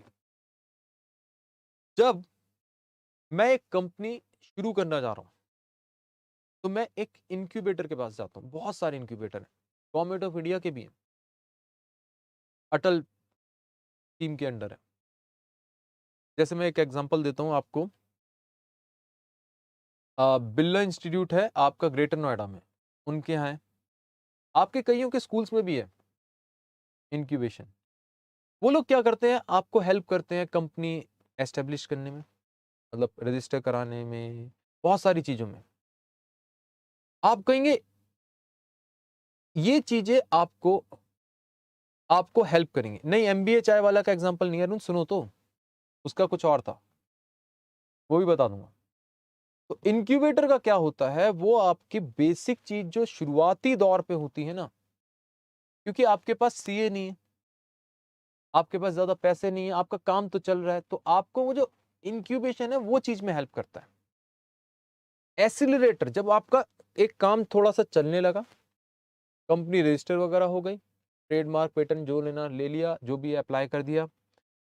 एसिलरेटर का काम क्या होता है, वो लोग क्या करते हैं, बहुत सारे एसिलेटर हैं। अगर आपको गूगल करना हो, वाई कॉम्बिनेटर दुनिया के सबसे बड़े एसिलेटर में से एक है, बहुत अच्छा है, आपको मिलेगा यूट्यूब पे बहुत सारे उनके, मतलब इतने सारे वीडियो आप देखो। बहुत सारी कंपनीज है, लेकिन वाई कॉम्बिनेटर बहुत बड़ा है, बहुत फेमस है। आपको आराम से इंडियन एंजल इन्वेस्टर वगैरह बहुत सारे हैं, आप देख सकते हो गूगल पे, वाई कॉम्बिनेटर आपको आसानी से मिल जाएगा। आप कहोगे कि सर एसिलरेटर क्या करता है, वो आपके बिजनेस प्लान वगैरह को सुन के आपकी हेल्प करता है ग्रो करने में, वो आपको कनेक्ट करता है इन्वेस्टर के साथ, वो कोशिश करता है कि आपका अगर बिजनेस प्लान सही नहीं बन पा रहा तो उसमें आपकी हेल्प करे। क्योंकि PPTs वगैरह आपको बहुत सारी चीजें बनानी आनी चाहिए, आपको अपने प्रोडक्ट को सेल करना आना चाहिए, वो चीज हेल्प करता है कौन? एसिलरेटर। तो आप कहोगे यहाँ पे उसने बेसिक लेवल तो कर ही लिया था, 2 उसके स्टोर्स भी थे, तो आपको एसिलरेटर चाहिए, ना कि कोई और। MBA चाय वाला कुछ नहीं था, वो एक चाय की दुकान चलाता था, टपली चलाता था IIM अहमदाबाद के बाहर। तो लड़कों को बहुत पसंद आया, वहां के लोगों ने उसको फंडिंग दिलवा दी, और वहां पे उसका अपना ज्यादा रोल नहीं था, उसको इसीलिए काम चलाना नहीं आया क्योंकि वो अपने दम पे नहीं चला पा रहा था। उसको उसके लड़कों ने, वहां जो MBA वाले लड़के थे, उन्होंने फंडिंग वगैरह दिलवा दी, वो थोड़ा तो चला, कूद कूद के आगे बढ़ा। मगर चाय जो है आपको भी पता है गली गली में बिकती है, तो उसके बिजनेस प्लान में सबसे बड़ा फ्लॉ ये था, 100 रुपए की चाय, वही चाय नॉर्मल चाय बेच रहा था, उसको समझ में नहीं आ रहा था कि कैसे डिफरेंशिएट करें। उसको बहुत सारी चीज़, अब देखो चायोस भी चल रहा है, मुझे नहीं मालूम आगे चलेगा या नहीं, लेकिन they are still able to differentiate themselves. वो तो बिल्कुल डिफरेंशिएट नहीं कर पा रहा था, जबरदस्ती की चीज़ें उसने लगाई थी, वो काम चलाना नहीं आता था, इसलिए उस पे आज की डेट में बहुत सारी एफआईआर हैं, बहुत सारे लीगल केसेस हैं। तो काम करना नहीं आया एमबीए चाय वाले को, ठीक है। अब बारी आई लास्ट एमसीक्यू जो मैं आपको बता रहा हूं। आपने कहा कि sir MCQ 4, in order to drive up sales, PTPL started offering a tea cup free for every 1 kg of A1 tea bought per order. This would be an example for, मेरे को समझाने की जरूरत ही नहीं, ये तो प्रमोशन है। समझ में आया या नहीं आया? ये तो प्रमोशन है सीधे सीधे। इसी के साथ हमारी आपकी आज की सभा का, मेरे साथ का समापन हो रहा है। किसी को यहां तक कोई डाउट हो तो बोलिए, नहीं तो what I will do, I will hand over the baton to whom? Rajkumar, ठीक है, जो आपके सबके चहेते हैं, जल्दी से उनको लेके आएंगे और उनको आगे कंटिन्यू करने को। तब तक जब तक वो नहीं आते, हम लोग जल्दी से और डाउट्स लेते हैं। बताइए क्या क्या डाउट्स हैं अब आपके नॉन एकेडमिक, मैं सारे लूंगा।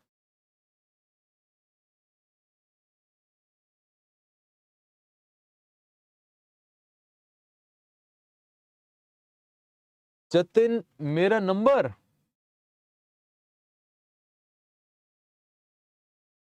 चलो मैं नंबर दे रहा हूं, लेकिन तंग मत करना यार, व्हाट्सअप ही करना सिर्फ, nothing else more than that. जबरदस्ती,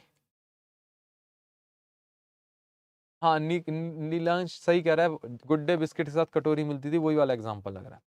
मैं नंबर दे रहा हूं, लेकिन आप सिर्फ और सिर्फ व्हाट्सअप करेंगे, फालतू के कॉल वॉल मेरे को नहीं चाहिए। जैसे अभी मेरे पास कम से कम 10 कॉल आ गए, होता क्या है, I will take the call, लेकिन क्या है, आप लोगों को मैं एक टाइम डिसाइड करने को बोलता हूँ, आप उसमें टाइम में कॉल नहीं करते।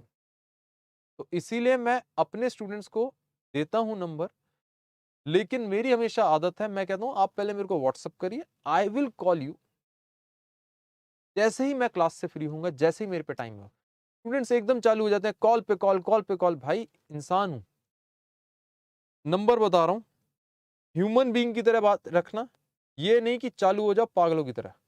आप मेरे को व्हाट्सअप करिए, अपना कंसर्न लिखिए, अपना डाउट लिखिए, I will definitely provide you any kind of guidance. मेरे को जितनी ज्यादा गाइडेंस आप चाहें मैं दे सकता हूं, मगर आप लोग सिर्फ मेरे को व्हाट्सअप करेंगे, आप मेरे को कॉल नहीं करेंगे। या नंबर भी क्यों दूं, ईमेल आईडी है, लो अपना फोन नंबर लिख के देखो, paragupta@paragupta.com। इससे ज्यादा सिंपल तो कुछ नहीं हो सकता।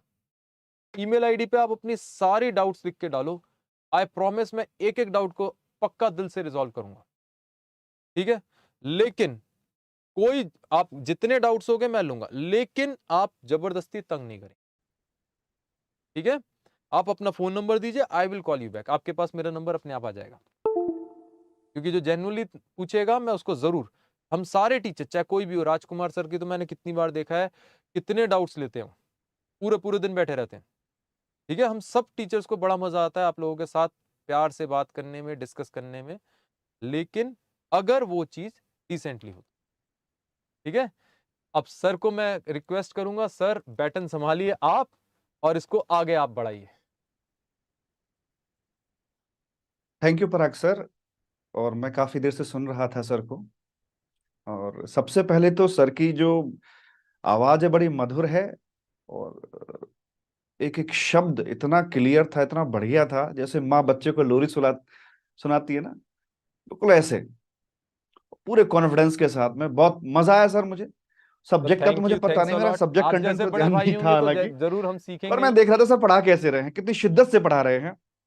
अरे तो बहुत बढ़िया सर, बहुत मजा, मुझे बहुत मजा आया पर्सनली। Thank you sir.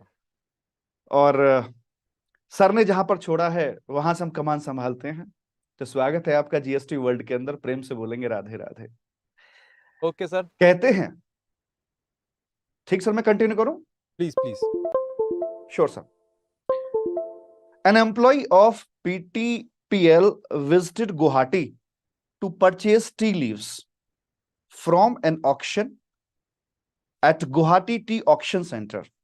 अच्छा, ये PTPL है कहां का जरा बताना भाई। सर जी ये पीटीपीएल है अपना, ये waste Bengal, Calcutta. Hmm.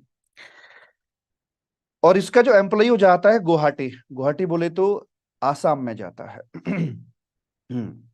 And had stayed in hotel located in Guwahati Assam. At the time of checkout from hotel the invoice was issued for an amount equivalent to 1 lakh. अच्छे होटल में रहा था, बढ़िया वाले में, लाख रुपए का बिल बना के आया, पता नहीं क्या क्या करके आया वहां पे। तो पहली बात तो ये समझिएगा, जब होटल का यहां से बिल आया है तो मुझे आप बता सकते हैं कि इस बिल में क्या लग के आया होगा? सीजीएसटी लग के आया होगा, एसजीएसटी लग के आया होगा, क्या लग के आया होगा? क्योंकि सप्लायर ये आसाम का है, होटल वाला, और जो रेसिपिएंट बिलिंग हुई है कंपनी के नाम में, पीटीपीएल के नाम में हुई है, रेसिपिएंट आपका यहाँ का है। ठीक, तो इसका प्लेस ऑफ सप्लाई क्या निकल के आएगा? होटल अकोमोडेशन की सर्विसेज का।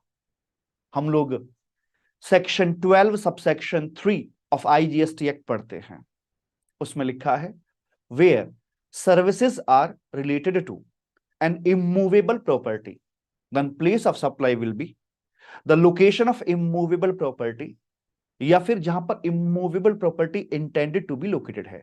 तो obvious सी बात है, इसका प्लेस ऑफ सप्लाई आसाम में ही आ जाएगा। तो भाई सप्लायर भी आसाम का है, प्लेस ऑफ सप्लाई भी वहीं पर है, यानी कि डेस्टिनेशन भी वहीं निकल कर आ रहा है। तो ये सप्लाई आपकी यहां पर हो जाती है निकाश गुलाटी, भाई आपकी हो जाती है ये इंट्रा स्टेट ना। अब इंट्रा है या इंटर है, तो इसके लिए आपका आ जाता है section number 8 of IGST act आ जाता है, और प्लेस ऑफ सप्लाई डिसाइड करने के लिए आया section 12 subsection 3 of IGST act. Section 8 ने कहता कि भाई जब आपके जो ओरिजिन और डेस्टिनेशन सेम स्टेट में फॉल कर रहे हैं तो आपकी सप्लाई इधर आकर इंट्रा स्टेट हो जाती है, और ये इंट्रा स्टेट होगी तो यहां पे लग जाएगा सीजीएसटी लग जाएगा और एसजीएसटी। अच्छा, इस एसजीएसटी में कौन सा वाला? एस का मतलब क्या है यहां पर?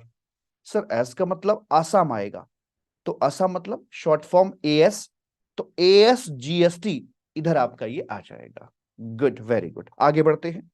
The invoice was issued for an amount equivalent to 1 lakh rupees.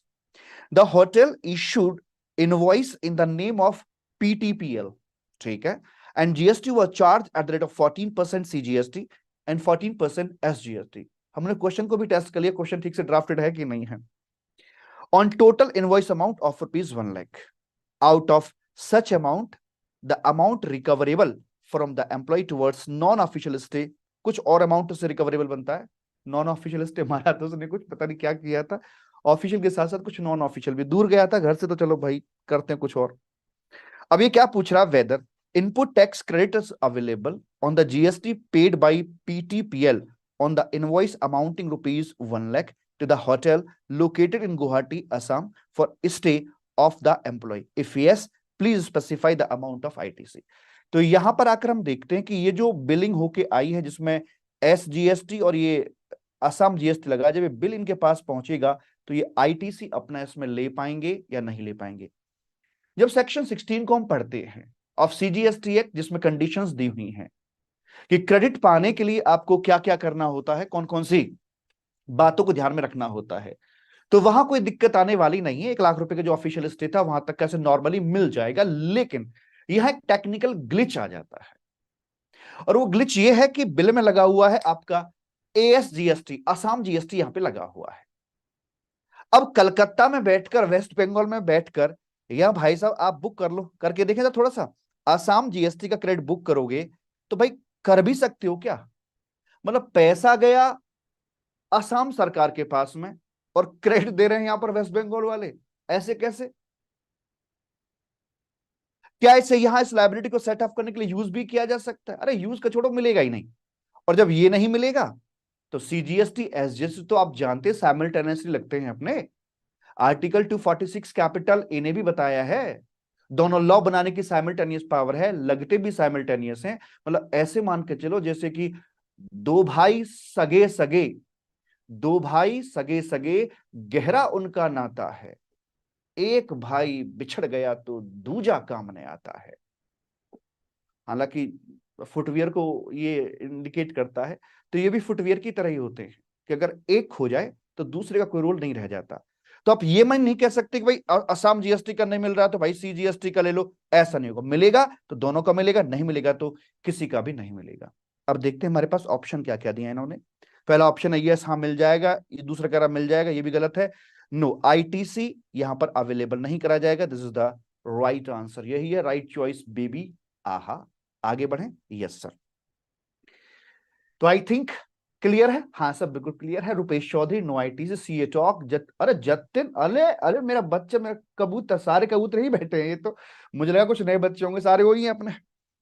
अगले बात करते हैं, एमसीक्यू नंबर 6 की बात करते हैं। जरा ध्यान से देखिएगा, अगला एमसीक्यू ध्यान से देखिएगा। PTPL entered into a contract with Nayan distributors. तो जो पीटीपीएल है, ये भाई साहब हो गए अपने वेस्ट बंगाल के हो गए, और नैना डिस्ट्रीब्यूटर्स है, इनको इन्होंने कुछ किया है। Siliguri for supply of 1 ton A1T, A1T, A1T, great. It sent the said consignment to the distributor and paid loading and unloading charges of rupees 20,000। अच्छा जी, कुछ चार्जेस पे कर दिए हैं। आगे बोलते हैं which of the following statement is correct under GST. वही कहना चाह रहा है कि इस लोडिंग अनलोडिंग चार्जेस 20,000 के ऊपर जीएसटी लगना है या नहीं लगना है। अच्छा, क्वेश्चन की जब पहली लाइन मैंने पढ़ी थी तो मुझे ऐसा लगा था कि शायद ये प्रिंसिपल एजेंट के हिसाब से क्वेश्चन को बनाने की कोशिश करेगा, पर इसने कुछ क्वेश्चन ज्यादा ही आसान पूछ लिया है। वो ये पूछना चाह रहा है कि 20,000 पे जीएसटी आएगा कि नहीं आएगा। जिस प्रकार के ऑप्शंस आपको यहां दिए हुए हैं, पढ़ के देखते हैं। A1T is an agriculture produce, loading unloading के ऊपर जीएसटी एग्जेम्प्ट रहेगा। A1T एक एग्रीकल्चर प्रोड्यूस है, लोडिंग अनलोडिंग चार्जेस जो 20,000 के हैं ये लाइबल टू जीएसटी होंगे। A1T एक एग्रीकल्चर प्रोड्यूस नहीं है, loading unloading of A1T is liable to GST हो जाएगा। और ऐसे ही अपना मिलता जुलता ऑप्शन डी करके है। तो आपको उसमें दो बातें डिसाइड करनी है, क्या A1T एक एग्रीकल्चर प्रोड्यूस है या नहीं है। भाई आप जानते हैं क्वेश्चन में, जैसे कि पराग सर ने पहले बता रखा है डिटेल्ड में आपको, कि क्या ये आपकी A1T जो आगे जा रही है डिस्ट्रीब्यूटर के पास में, क्या सीधी खेतों से जा रही है? बताइए, क्या ये जो सप्लाई की जा रही है डायरेक्ट फ्रॉम खेत से है क्या ये है? क्या खेतों में A1 ही निकल के आ रही थी? नहीं, नहीं, वो तो अनप्रोसेस्ड होती है जो खेतों से निकल के आती है। ये तो प्रोसेस्ड है, ये तो ब्लेंडेड है। तो हमें बताइए, हम मानते हैं कि टमाटर, जब तक टमाटर है वो एग्रीकल्चर प्रोड्यूस है, लेकिन खेत पर ही सॉस निकाल दिया उसका, तो फिर भाई वो आपका नहीं रह जाएगा। आलू एग्रीकल्चर प्रोड्यूस है, लेकिन उससे बना हुआ आटा या चिप्स एग्रीकल्चर प्रोड्यूस नहीं होते हैं। जो चाय की पत्तियां तोड़ी वहां तक तो वो आपका भाई एग्रीकल्चर प्रोड्यूस, उसके बाद कुछ आपने उल्टा पुल्टा उसमें काम कर दिया, प्रोसेसिंग कर दी, फिर वो आपकी एग्रीकल्चर प्रोड्यूस कैटेगरी से बाहर हो जाती है। ठीक, अब यहां पर आकर ये जो आपका है, ये जो ब्लेंडेड टी है, ये तो तय हो गया कि नॉट एन एग्रीकल्चर प्रोड्यूस, ये नहीं है। अब एग्रीकल्चर प्रोड्यूस के रिस्पेक्ट में ना एक एग्जम्पशन दे रखी है, उसमें लिखा हुआ है, जहां हम पढ़ते हैं ना अपना एग्जम्पशन नोटिफिकेशन 12/2017 जो देखते हैं, तो वहां एक बात लिखी है, क्या रे, लोडिंग अनलोडिंग पैकेजिंग, है ना, लोडिंग अनलोडिंग पैकेजिंग, और जो स्टोरेज होता है ऑफ एन एग्रीकल्चर प्रोड्यूस, वो भाई साहब आपका जीएसटी से मुक्त होता है, उस पर जीएसटी नहीं लगाया जाता है। अब चूंकि यहां पर जो टी की बात कर रहे हैं, ये टी आपकी एग्रीकल्चर प्रोड्यूस है ही नहीं, सो ये एग्जम्पशन में फॉल नहीं करती, यहां नहीं गिरती, आकर वो नहीं गिरती, तो इसका मतलब ये हो गया एग्रीकल्चर प्रोड्यूस नहीं है। तो जो 20,000 रुपीज के लोडिंग अनलोडिंग चार्जेस थे, उनके ऊपर फाइनली जीएसटी लगा दिया जाएगा। तो हमें वो कॉम्बिनेशन देखना है जहां पर ये लिखा हो कि एग्रीकल्चर प्रोड्यूस नहीं है और 20,000 पर जीएसटी लगाया जाएगा। देखते हैं क्या है। एग्रीकल्चर प्रोड्यूस नहीं है तो पहला ऑप्शन नहीं आएगा, दूसरा भी नहीं आएगा। A1T is not an agriculture produce, loading unloading of A1T is liable to GST. तो यही है राइट चॉइस बेबी, आहा। पर एक बात समझो जरा, अब ऐसा तो नहीं कि एज इट इज यही कॉपी करके आपके एग्जाम में दे दी जाए, थोड़ा सा घुमाया भी जा सकता है ना इसके स्टडी को। हाँ सर, अगर मान लीजिए यहां पर मैं कहता हूं व्हाट इफ मैं यहां A1T को रिप्लेस कर देता हूं विद राइस, चावल से, अब आपका आंसर क्या होगा? बाकी पूरा क्वेश्चन ज्यों का त्यों है, एज इट इज, बस A1T has been replaced with rice. What will be your answer? दोनों एलिमेंट पर एग्रीकल्चर प्रोड्यूस है या नहीं, and what about the GST? Then it will be exempted. Jatin Bhatia, then it will be exempted. कैसे, मुझे बताइए। सबसे पहला पॉइंट, क्या राइस आपका एग्रीकल्चर प्रोड्यूस है या नहीं है? चावल, खेतों में से किसान चावल उगाता है क्या? नहीं भाई, एग्रीकल्चर प्रोड्यूस वो जो खेत से निकला, किसान ने निकाला, उगाया। चावल नहीं उगाया था, उगाया था धान, पैडी उगाया था। चावल निकलता है एक प्रोसेस के बाद में, डी हस्किंग की प्रोसेस अप्लाई की जाती है राइस मिल के अंदर, वहां जाके चावल निकल के आता है। तो चावल नॉट एन, ये आपका नॉट एन एग्रीकल्चर प्रोड्यूस। तो जैसे A1T भी एग्रीकल्चर प्रोड्यूस नहीं थी, अगर देखें हम तो A1T जो थी वो भी एग्रीकल्चर प्रोड्यूस नहीं थी अपनी, और चावल भी एग्रीकल्चर प्रोड्यूस नहीं है। अब मुझे बताइए, चावल के केस में जो भी अपने ये लोडिंग अनलोडिंग वाले चार्जेस थे, इनका सीन क्या रहेगा? तो अगर मान लो 20,000 के लोडिंग अनलोडिंग, ये पैकिंग और वेयर हाउसिंग के चार्जेस थे, इन पर जीएसटी आएगा या नहीं आएगा? हाँ या ना? क्योंकि मैं अगर केस स्टडी बनाने बैठ गया तो भाई मैं A1T को पक्का रिप्लेस कर दूंगा चावल से। तो जीएसटी लगना है या एग्जेम्प्ट है, ये बताइए। देखा, गैंग्स ऑफ वासेपुर की धुन सुनी है?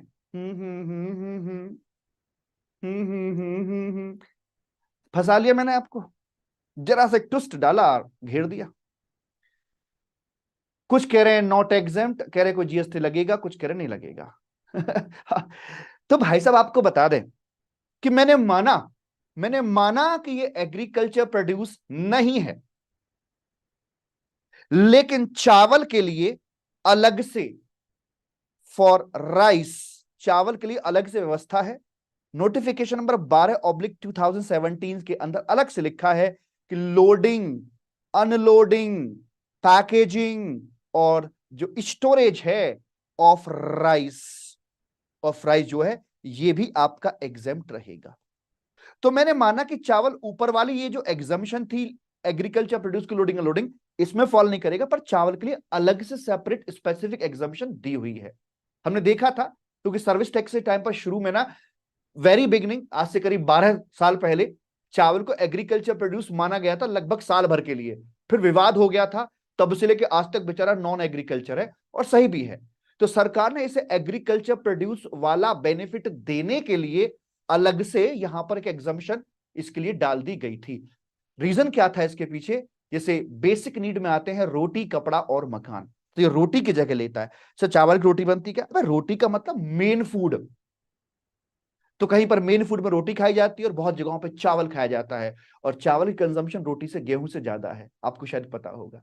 नॉर्थ इंडिया में ज्यादा रोटियों के पीछे पड़ जाते हैं, क्योंकि रोटी ना मिले भाई साहब, कहीं बाहर भी जाते हैं, और अगर बटर नाम ना मिले, पनीर लबाबदार ना मिले, तो पेट ही नहीं भरता है। तो मेन फूड के रूप में होता है, इसलिए इसको अलग से हमने यहाँ पर बेनिफिट दिया था। तो अगर ये राइस हो जाएगा तो डेफिनेटली इस पर जीएसटी नहीं आएगा, एग्रीकल्चर प्रोड्यूस नहीं, पर जीएसटी भी नहीं आएगा। ठीक है, प्रेम से बोलेंगे राधे राधे। आई होप ये बात आपको समझ में आ गई होगी। गार्डिया लेट सर ने, ठीक है जी, क्या आप ब्रेक लेना पसंद करोगे?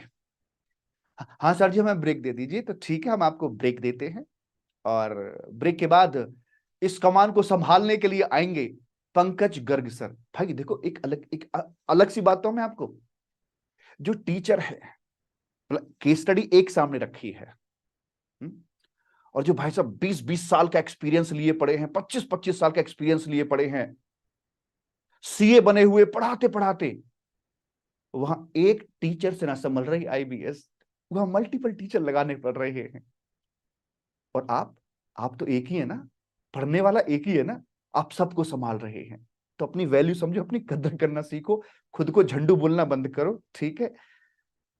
तो जो हम में से कोई भी एक टीचर इसको एंटरटेन नहीं कर सकता है आईबीएस को, आईबीएस बीमारी है, लेकिन आप खुद देखो, आप अकेले ही से एंटरटेन कर रहे हो, सारा कुछ समझ पा रहे हो, आप धन्य हैं, जय हो आपकी।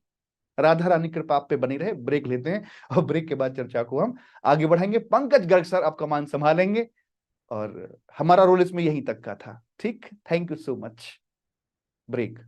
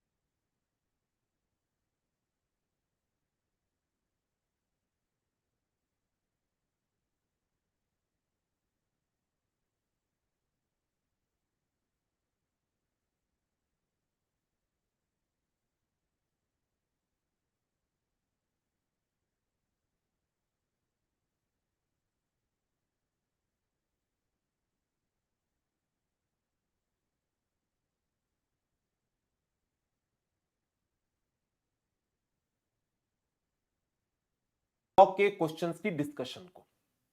केस स्टडी 2 के अंदर जो क्वेश्चंस डिस्क्रिप्टिव क्वेश्चंस है, उसमें कोई भी क्वेश्चन ना तो लॉ के ऊपर आया है ना ही ऑडिट के ऊपर आया है।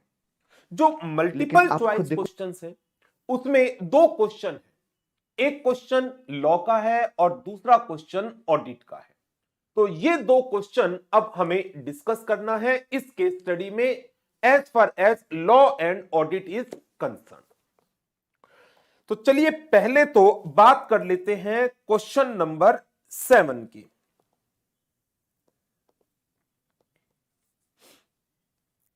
एमसीक्यू नंबर 7, पीटीपीएल जिसकी एक केस स्टडी है, it recently came across a new export opportunity involving export of tea to country N via rupee state credit route. However, a person who will execute the trade is based out of country N and charge a commission of 20%.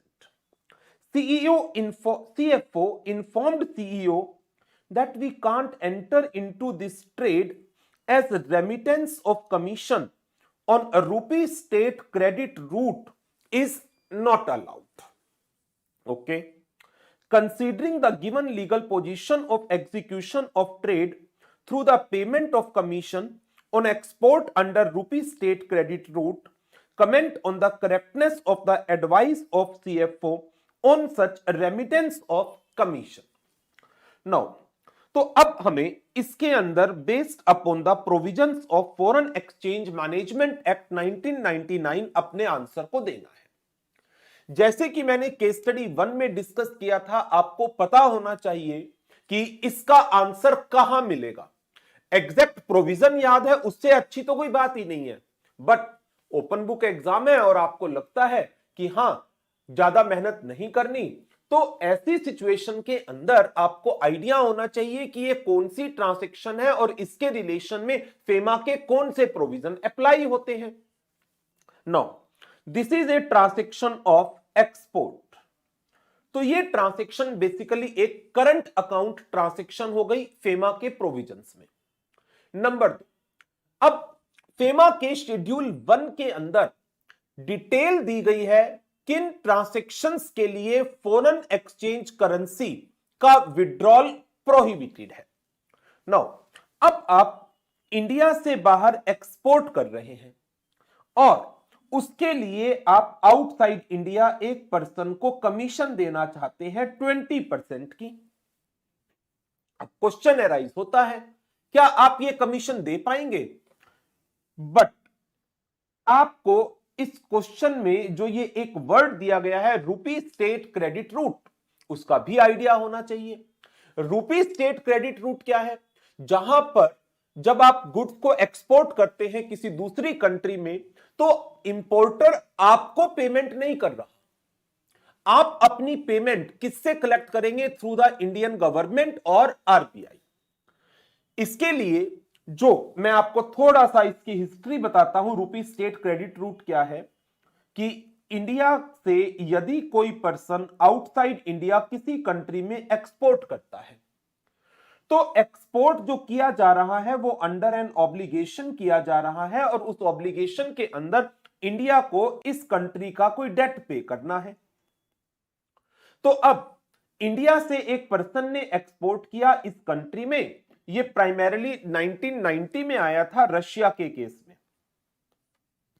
तो अब India में जिस person ने ये goods export किए हैं, वो person इसकी कलेक्शन, अपनी पेमेंट की कलेक्शन किससे करेगा? आरबीआई से करेगा या गवर्नमेंट ऑफ इंडिया से करेगा। और एक्सपोर्ट का जो ये अमाउंट है, ये जो डेट पे करना है रशिया को, वहां से एडजस्टमेंट ले लेगा। तो नाउ ऐसे मैकेनिज्म के अंदर यदि आप किसी पर्सन को कमीशन देना चाहते हैं तो उसकी कमीशन अलाउड नहीं है। शेड्यूल 1 के अंदर प्रोहिबिटेड है ये।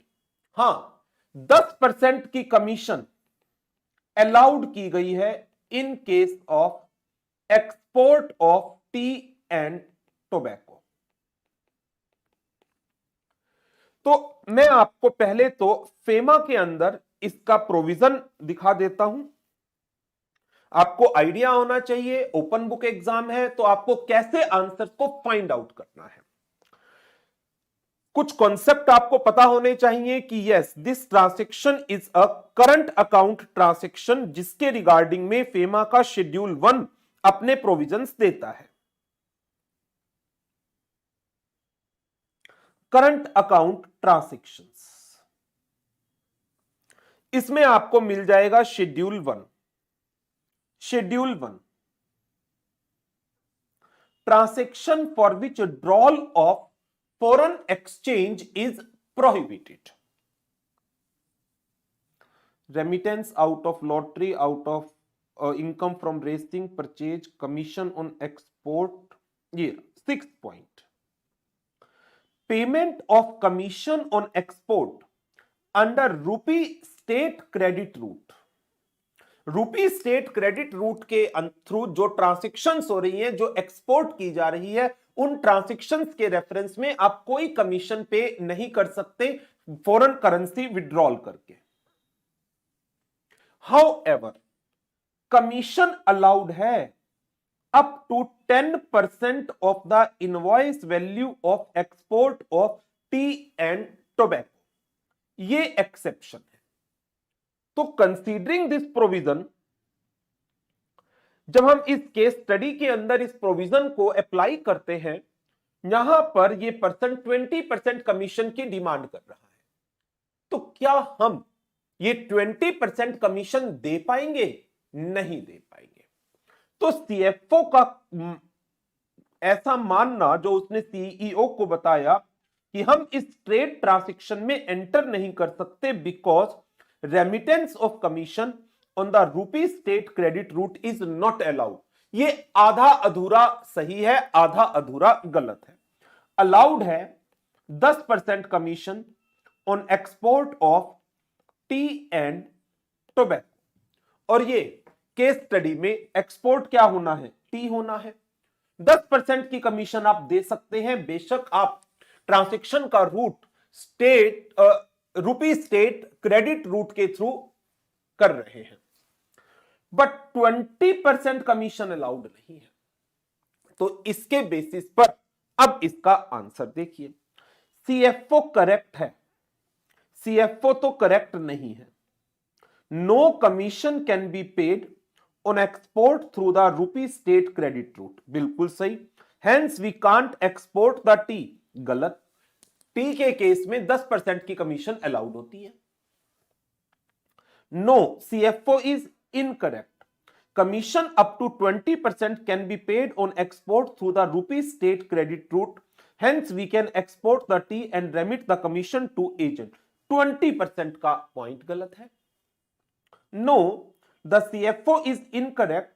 Although commission can't be paid on export through the rupee state credit route, however, commission up to 10% of the invoice value of export can be paid on tea and tobacco. बिल्कुल सही.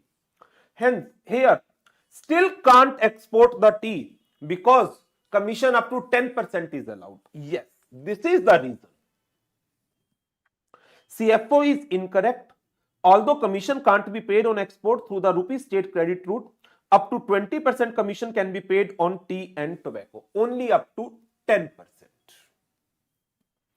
तो इसका answer C आएगा. Correct answer is C. और institute ने reason भी दिया हुआ है. In accordance with FEMA schedule 1, transactions for which withdrawal of foreign exchange is prohibited includes payment of commission on export under rupee state credit route except commission up to 10% of the invoice value of export of tea and tobacco. Now, इसके बाद next MCQ पर चलेंगे. तो ये एक MCQ number 7 जो था हमारा, ये इकोनॉमिक लॉ में फेमा का जो चैप्टर है उस पर बेस्ड है. अब आपको जो सेल्फ पेस्ड मॉड्यूल है सीईएल, उसकी नॉलेज होना बहुत जरूरी है, क्योंकि जब तक आपको नहीं पता कि ये प्रोविजन क्या है, इसका के बारे में आप ओपन बुक होते हुए भी फाइंड आउट नहीं कर पाएंगे. तो आपको ये मेहनत तो करनी पड़ेगी, टॉपिक को आइडेंटिफाई करना होगा, बेसिक कॉन्सेप्ट तो आपको आने ही चाहिए. चलिए नेक्स्ट क्वेश्चन पर बढ़ते हैं. Next MCQ. Management of PTPL develop a strong internal control in its accounting system in a way that work of one person is reviewed by the another. क्या नाम देते हैं इसको हम? Internal check. Since no individual employee is allowed to handle a task alone from beginning to end, that is what? Segregation of duties. The chances of early detection of fraud and error are high. To facilitate the accumulation of necessary information for proper review and evaluation of internal control, auditor framed an internal control questionnaire, ICQ बनाया है. किस लिए? To obtain an understanding of internal financial control relevant to audit so as to design audit procedures that are appropriate. Which of the following question relates to procurement of tea leaf? तो अब आपको एक questionnaire तैयार करना है internal control questionnaire का के अंदर with respect to the procurement of tea leaf. Procurement means purchases. तो आपके इस आईसीक्यू में क्या क्या क्वेश्चन हो सकते हैं? Is there a procedure to match the received tea leaf with corresponding invoice? जब आप प्रोक्योर करोगे तो टी लीव्स फिजिकली आएंगी और परचेज कर रहे हो तो इनवॉइस भी आएगा. तो ये तो चेक करना ही करना चाहिए कितनी क्वांटिटी परचेज की है, क्या क्वालिटी है, उसको आप जो एक्चुअल इन्वेंट्री आई है आपके पास उससे मैच करना चाहिए. Is there a procedure of monitoring broad customer preferences worldwide? ये तो कंज्यूमर डिमांड के रिलेशन में क्वेश्चन है.